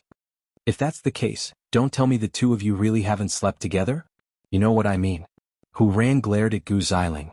Then she turned around and left. It's none of your business. Sheng Kai and I made a promise to be a contractual couple. But in the end we did it for real. Now that I think about it, you and third brother probably have the same troubles. After all, you have never been in a relationship. No, who would be interested in you when you were like that? Gu Xiling smiled and left. Hu Ran was left standing in the long hallway. She did not know what to do. She and third brother were not real husband and wife. But this matter must not be known to others. Especially Grandpa. Otherwise he would think that they were putting on a show to stall for time. After all, third brother's position in the Sheng family was really worrisome. It was only because he married her that he regained Grandpa Sheng's trust. Because of that, third brother was summoned to old Sheng's study. Is what your second sister-in-law said true? What is it? Third brother pretended not to understand. What are you two up to about sleeping in the same room but not in the same bed? You are already married. What else do you want? Grandpa, we got married after seeing each other a few times. We don't have any feelings for each other. So, we want to give each other more time. Damn time. Do you want me to urge you on such a thing? Hurry up and give me a child. Don't do this nonsense. Grandpa Sheng was furious. I can't count on your second brother for this. I'm counting on you. You're going to consummate me tonight. How ridiculous. Third brother thought about the old man's words.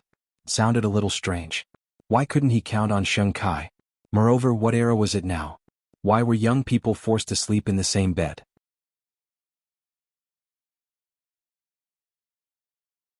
Chapter 536. Then, third brother returned to his room unhappily. When Hu Ran saw him, she knew that he must have been taught a lesson by Grandpa Sheng. I really don't understand. Isn't that woman busy enough? She even cares if we sleep on the same bed. Of course. If Grandpa knows that we are only in name, he will definitely have a lot of ideas. Hu Ran sat on the bed and tidied up the bedding. Then she said to third brother, from today onwards you can sleep on the bed. Don't sleep on the sofa anymore. Xiao Ran, why don't we have a drink? Hu Ran suggested. In fact, both of them had the same idea. But they did not know how to say it. They also did not know how to do it when they were sober. So Hu Ran suggested drinking. Third brother nodded and went out. I'll get it. When Hu Ran saw third brother going out, she took out her pajamas from the wardrobe and put them on. In fact, she was already prepared. Although she was not sure about her feelings, she did not plan to change her husband. But if Sheng Bowen met a woman he loved in the future, she could leave. After a while, Sheng Bowen returned to the room with a glass of red wine in his hand. Seeing Hu Ran in her pajamas, he blushed. Let's drink? Hu Ran did not explain. She just sat beside Sheng Bowen. Sheng Bowen smelled the fragrance of the red wine and Hu Ran's body. All of a sudden he felt his heart surging. What's wrong? Xiao Ran, you don't have to do this. But I don't regret it. Hu Ran smiled. Let's drink. As they drank, Hu Ran leaned on third brother, which made him even more distracted. It was not that Sheng Bowen had never seen Hu Ran wearing skimpy clothes before. It was just that he had never seen her in such a seductive way like today. Xiao Ran, I always feel that I am taking advantage of you. Hu Ran could not help but laugh. Why are you so shy and cute? Having said that, Hu Ran raised her head and kissed third brother's lips. But Sheng Bowen's body stiffened. Then he pushed Hu Ran away and hid in the bathroom. After thinking for a while, he called Xing Xiao. Xing Xiao was still at the airport. He was about to board the plane. What's the matter? Eighth brother? What do I need to pay attention to before or during that kind of thing with a girl? Xing Xiao was speechless. So you've been a vegetarian for the past 20 years? I don't believe that you had someone else before Chi-Chi. Xing Xiao choked. This kind of thing is self-taught. There's no need for any teaching. Isn't a girl's first time very painful? You figure it out yourself, idiot. I'm boarding now. Having said that, Xing Xiao hung up without giving Xing Bowen any substantive advice. After being nervous for a while, Xing Bowen returned to the bedroom. However, Hu Ran was already lying on the bed, breathing evenly. But the more she was like that, the more third brother knew that Hu Ran was pretending to be asleep. Xiao Ran, if you don't want to, I won't force you. Go to sleep, Hu Ran said calmly. It's not what you think. I'm just nervous because this is my first time doing something so intimate with a girl. After Hu Ran heard this, she sat up on the bed and couldn't help but laugh. Ah, are you serious? I didn't expect you to be so innocent, third brother. I'm very serious about relationships. I don't want to be casual, Xing Bowen explained. So, I didn't push you away on purpose just now. Looking at Xing Bowen's ear, Hu Ran laughed again. I thought you really despised me. How is that possible? As soon as Xing Bowen said that, Hu Ran kissed him. This time it was not a light kiss. Instead, it was a kiss with some exploration and desire. After a while, Hu Ran let go of him. Since you don't know how to do it, let's explore together. Let's start with kissing. How does it feel? Not bad. Then Hu Ran boldly took off Xing Bowen's shirt and reached out to touch his chest. How about this? It's a little strange. Hu Ran laughed again. Because she had never seen such an innocent man. Although Xing Bowen looked like a righteous child, it was unexpected that he was so conservative. It seems that we have to do it step by step. After Hu Ran said that, she helped Xing Bowen put on his pajamas. Let's sleep. Don't sleep on the sofa tonight. We have to make that woman speechless. Then the two of them lay on the bed. However, looking at Hu Ran's back, Xing Bowen felt a little defeated. Us should be very embarrassing in this aspect. Hu Ran laughed and then turned around and threw herself into Xing Bowen's arms. No, I just think it's fun to tease you. As long as you don't feel disappointed. Hu Ran chuckled and closed her eyes. Although many women liked men with superb skills, Hu Ran liked men like Xing Bowen. He attached great importance to these things. At least she could be sure that he would not mess around. It would also make her feel unexpectedly at ease. Although the two of them had slept on the same bed several times, it was the first time they hugged each other so tightly. Xing Bowen even felt a little difficult to breathe. Although in his heart, he had long regarded Hu Ran as his only wife. After a 13-hour flight, Mu Qiqi and Xing Xiao finally arrived at Las Vegas in the United States. Strictly speaking, this was Mu Qiqi's first time in the United States. It wasn't as if there weren't any exchanges in the school, but Mu Tongxue would always snatch the opportunity, and she would always be the one left behind. Come to think of it, it was a little funny that a rich young lady like her rarely had the chance to go abroad. Let's go to the hotel first. We'll go and register tomorrow morning. It was 7 o'clock in the evening when they arrived in the United States. You've calculated my birthday, haven't you? Mu Qiqi asked, looking up at him. Xing Xiao smiled and did not say anything. He held Mu Qiqi's hand and got into the hotel car. Then he hugged her. If you're tired, you can continue to sleep. There's still a long way to go before we reach the hotel. If you don't rest well, your eyes will be swollen when we get married. It's too ugly. I don't want you anymore. Mu Qiqi was so excited that she could not sleep. Forget it if you don't want it. Little one, your skin is itching again. Mu Qiqi leaned into Xing Xiao's arms. She felt that it was very unreal. Although they were just going to register their marriage abroad, she was going to be married to this man for real. Was the thing that she had dreamed of since she was 17 finally coming true? Thinking of the bitterness when she had a crush on him, Mu Qiqi suddenly chuckled.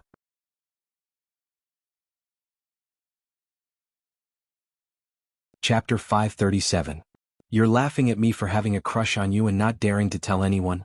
Now we're getting married. You had a crush on me then? I can see through everything. How is it a crush? Xing Xiao exposed her. You look at me as if you want to eat me up every day. Anyone would know that. Mu Qiqi thought about it. It seemed to be the case. She smiled shyly. I'm lucky that you like me too. I'm looking forward to the registration tomorrow. It was 2 o'clock in the afternoon in Jianchuan. Lu Qianxian informed the directors of the meeting. She did not tell them what the topic of the meeting was. The shareholders thought that something urgent had happened to Lu Holdings. So they all came to the meeting, including Lu Qianxian's two uncles. Chairman Lu, if there's anything urgent, just say it quickly. The directors could not wait any longer. The main reason for the meeting today is this. Lu Qianxian looked at her youngest uncle with a complicated expression. Then she continued, I believe all of you already know about my third uncle's injury. He got one of his hands chopped off because he owed a debt. Now he is receiving treatment in the hospital. This is supposed to be the Lu family's dirty linen. I shouldn't publicize it here.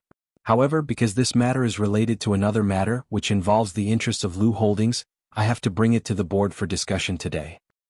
Chairman Lu, don't keep us guessing. Hurry up and tell us. The directors were anxious. Youngest uncle, I want to know how much you sold the news to the media. Lu Chanshan questioned her uncle directly.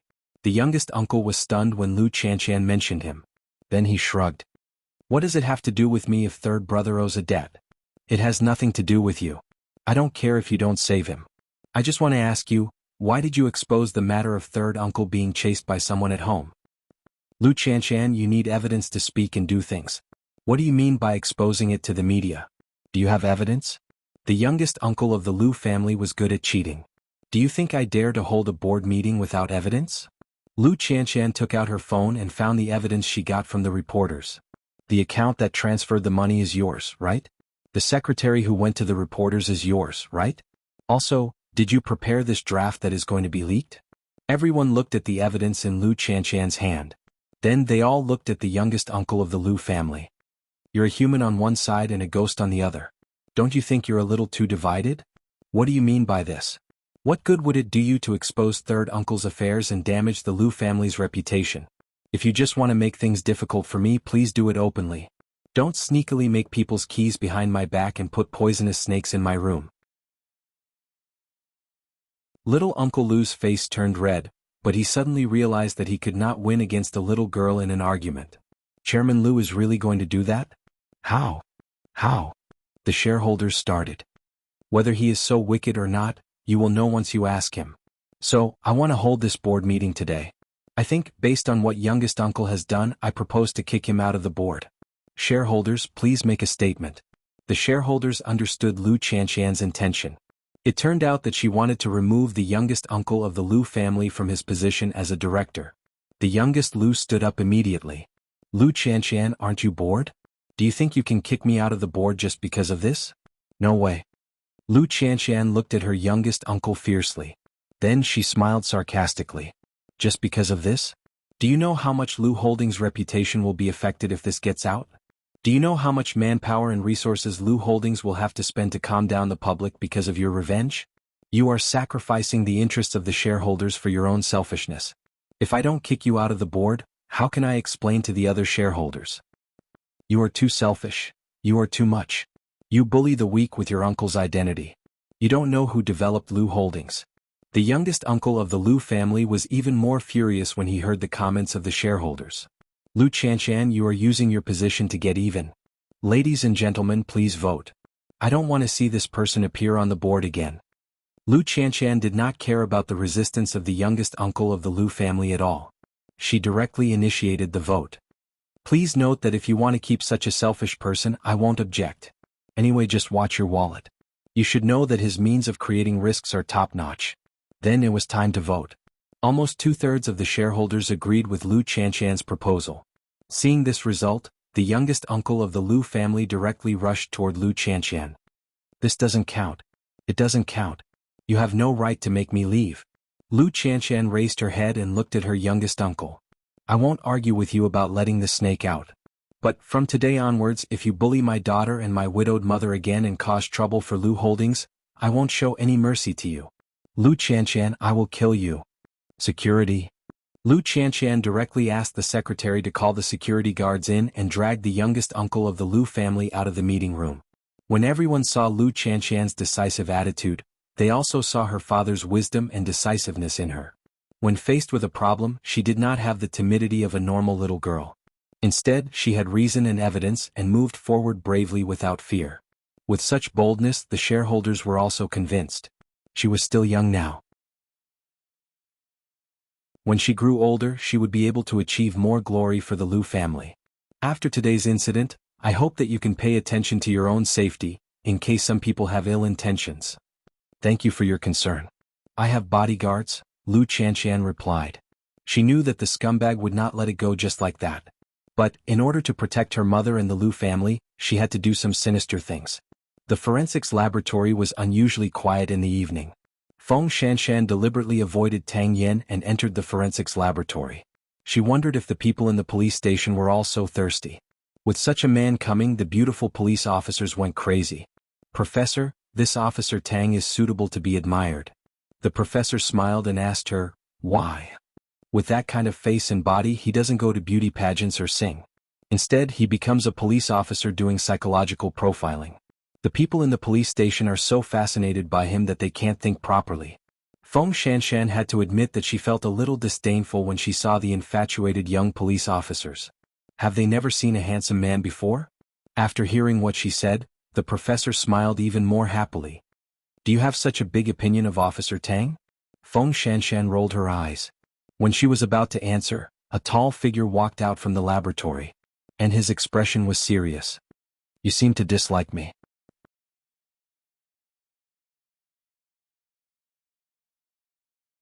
Chapter 538. Hee, did I say that? Feng Shanshan asked Tang Yen with a smile. "Professor, I'm leaving. Thank you for today." Tang Yen did not waste any more time with Feng Shanshan. He simply buttoned up his shirt and left the forensics lab. "Professor, why didn't you tell me that there was someone else inside?" "I probably didn't tell you that Officer Tang is my nephew," the professor explained innocently. "He said that his shoulder and neck are not feeling well recently. I asked him to come over and I'll take a look." Feng Shanshan said, "You're really good. I'm so embarrassed. It's raining outside. Did you bring an umbrella? I'll ask Tang Yen to send you back later. Won't the misunderstanding be cleared up?" the professor said happily while cleaning the scalpel. "When is Muchichi coming back?" Feng Shanshan began to miss Muchichi. If she was here, the atmosphere would not be so awkward. After Huatsong's case, the branch office was quiet for a few days. So, the forensics lab did not need any assistance. Feng Shanshan did not need to stay in the lab until late at night. When Feng Shanshan walked out of the lab, it was 9 o'clock at night. Tang Yen was at the door with an umbrella in his hand. His tall figure was always eye-catching. However, when he turned around and looked at the girl who had disagreed with him again and again, he thought that she would come over to help him with the umbrella. However, she pretended not to see him and rushed into the rainy night with her bag on her back. It took at least 10 minutes to get from the branch office to the bus stop. Was she going to get drenched in the rain? What a stubborn girl. When he arrived at the branch office, he was indeed a little interested in Muchichi. But he did not see Muchichi. Instead, he met such a strange girl. Was his umbrella poisonous? It had been raining a lot in Jianchuan recently. The winter wind was biting. Gu Xiling had been quite quiet recently. Every day, she prepared dinner on time and welcomed everyone from the Xing family home from Huangyao. She spent some time to investigate Xing Bowen's past love history. But she found that this man, who had lived for more than 30 years, had never had a woman. There was no way to talk about finding an ex or any exciting love history. Uran was the same. Before she became stupid, she had never had a formal boyfriend. After she became stupid, there was no need to talk about it. If he wanted to drive a wedge between the two of them, he would have to find another way. Thinking of this, Gu Xiling asked Xing Kai after dinner, "Is third brother's secretary a man or a woman?" "Woman, what happened? Can you arrange a pretty and smart one for him?" Gu Xiling asked. Xing Kai looked at her for a long time.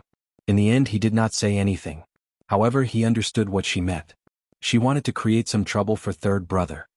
"I will handle this matter," said Xing Kai. "Akai, there are some things that you have to do. Firstly, to keep an eye on him. Secondly, the Gu family has gone bankrupt, and the Hu family behind Hu Ran will be a great threat to you. I want to get rid of this stumbling block for you." Xing Kai hugged Gu Xiling and nodded. "I know you did it for me." In another room, Hu Ran and third brother were discussing how to meet the paparazzi. That scumbag always stood them up when they met. In fact, third brother also knew what he wanted. It was nothing more than money. It was very simple. However, Hu Ran felt that even if she wanted to give him money, it would depend on whether what he said was worth it. "Don't worry about this matter. I will contact the paparazzi. When we meet again, I will tell you." Before third brother went to bed, he said to Hu Ran, "There is one more thing. My friend abroad told me that Tiffany & Company is starting to expose its shortcomings. In less than a month, the scandal will definitely spread." "What about Huangyao?" Xing Bowen shrugged. Second brother insists on not withdrawing his investment. He wants to increase the investment. Grandpa believes in him. I can't do anything about it. I can only wait to suffer. You have tried your best. Don't make things difficult for yourself. Hu Ran smiled at him. Xing Bowen tugged at his hair and smiled too. Eighth brother has taught me some ways to salvage the situation. I only hope that when the time comes Huang Yao will not fall too deep. What about you? Is the communication with father-in-law going well? Dad said that before I show him the evidence, he will not let that woman get pregnant. So I still have time. That's good. After that, the two of them hugged each other naturally and lay down to sleep. But that was all. The two of them were like injured foxes hugging each other for warmth. In this extremely cold world of ice and snow, there was only each other. It was 9 o'clock in the morning in America. Mu Qiqi and Xing Xiao filled in the documents at the notary office in America. After that, they would hold a small ceremony in the hall of the notary office. After that, they had to go through 2 notarization procedures. Even so, it would take about a week before they could get the marriage certificate. Seeing that the man in the black suit beside her was about to become hers completely, Mu Qiqi's lips curled up into a beautiful smile. I thought the notarization would be very complicated. Xing Xiao held Mu Qiqi's hand. The two of them were heading to the notary office. They were surrounded by foreigners. But everyone's eyes were focused on the young Asian couple. Because they were eye-catching. If you get married today, you won't have the chance to regret it in the future. So you have to think clearly now. Before the ceremony, Xing Xiao held Mu Qiqi's hands and said, after today's registration, I will name everything after us. So you won't be able to escape. I'm married, but you can't be so casual with me just because I didn't ask for a ring or a grand wedding. You have to make it up to me in the future. Mu Qiqi said with teary eyes. Xing Xiao could not help but smile. Do you have any other requests? I'll tell you when I think of something. Even if the country did not acknowledge it yet, it was fine as long as someone acknowledged it. At that moment, Xing Xiao's tall figure shrouded Mu Qiqi, giving her the greatest sense of security and belonging. Stupid thing. At that moment, Mu Qiqi was wearing the white gown her father had prepared for her. Under the sacred oath, they finally registered their marriage. She had to admit that she was very nervous at that moment. Her hands were shaking uncontrollably. Mu Qiqi did not calm down even after the staff repeated the word, okay, several times. After the notarization, Mu Qiqi wanted to call her family to share the good news. But Xing Xiao stopped her. It's midnight now. If you want to call in the afternoon. You're tuning in to the Han Li's Wuxia Adventures YouTube channel. We're so grateful for your support and don't forget to subscribe to join us on this incredible journey through captivating stories. Your generosity through donations truly makes a world of difference, as it's the primary source of revenue that allows me to expand and enhance this channel for you. Thank you from the bottom of my heart for being a part of this adventure.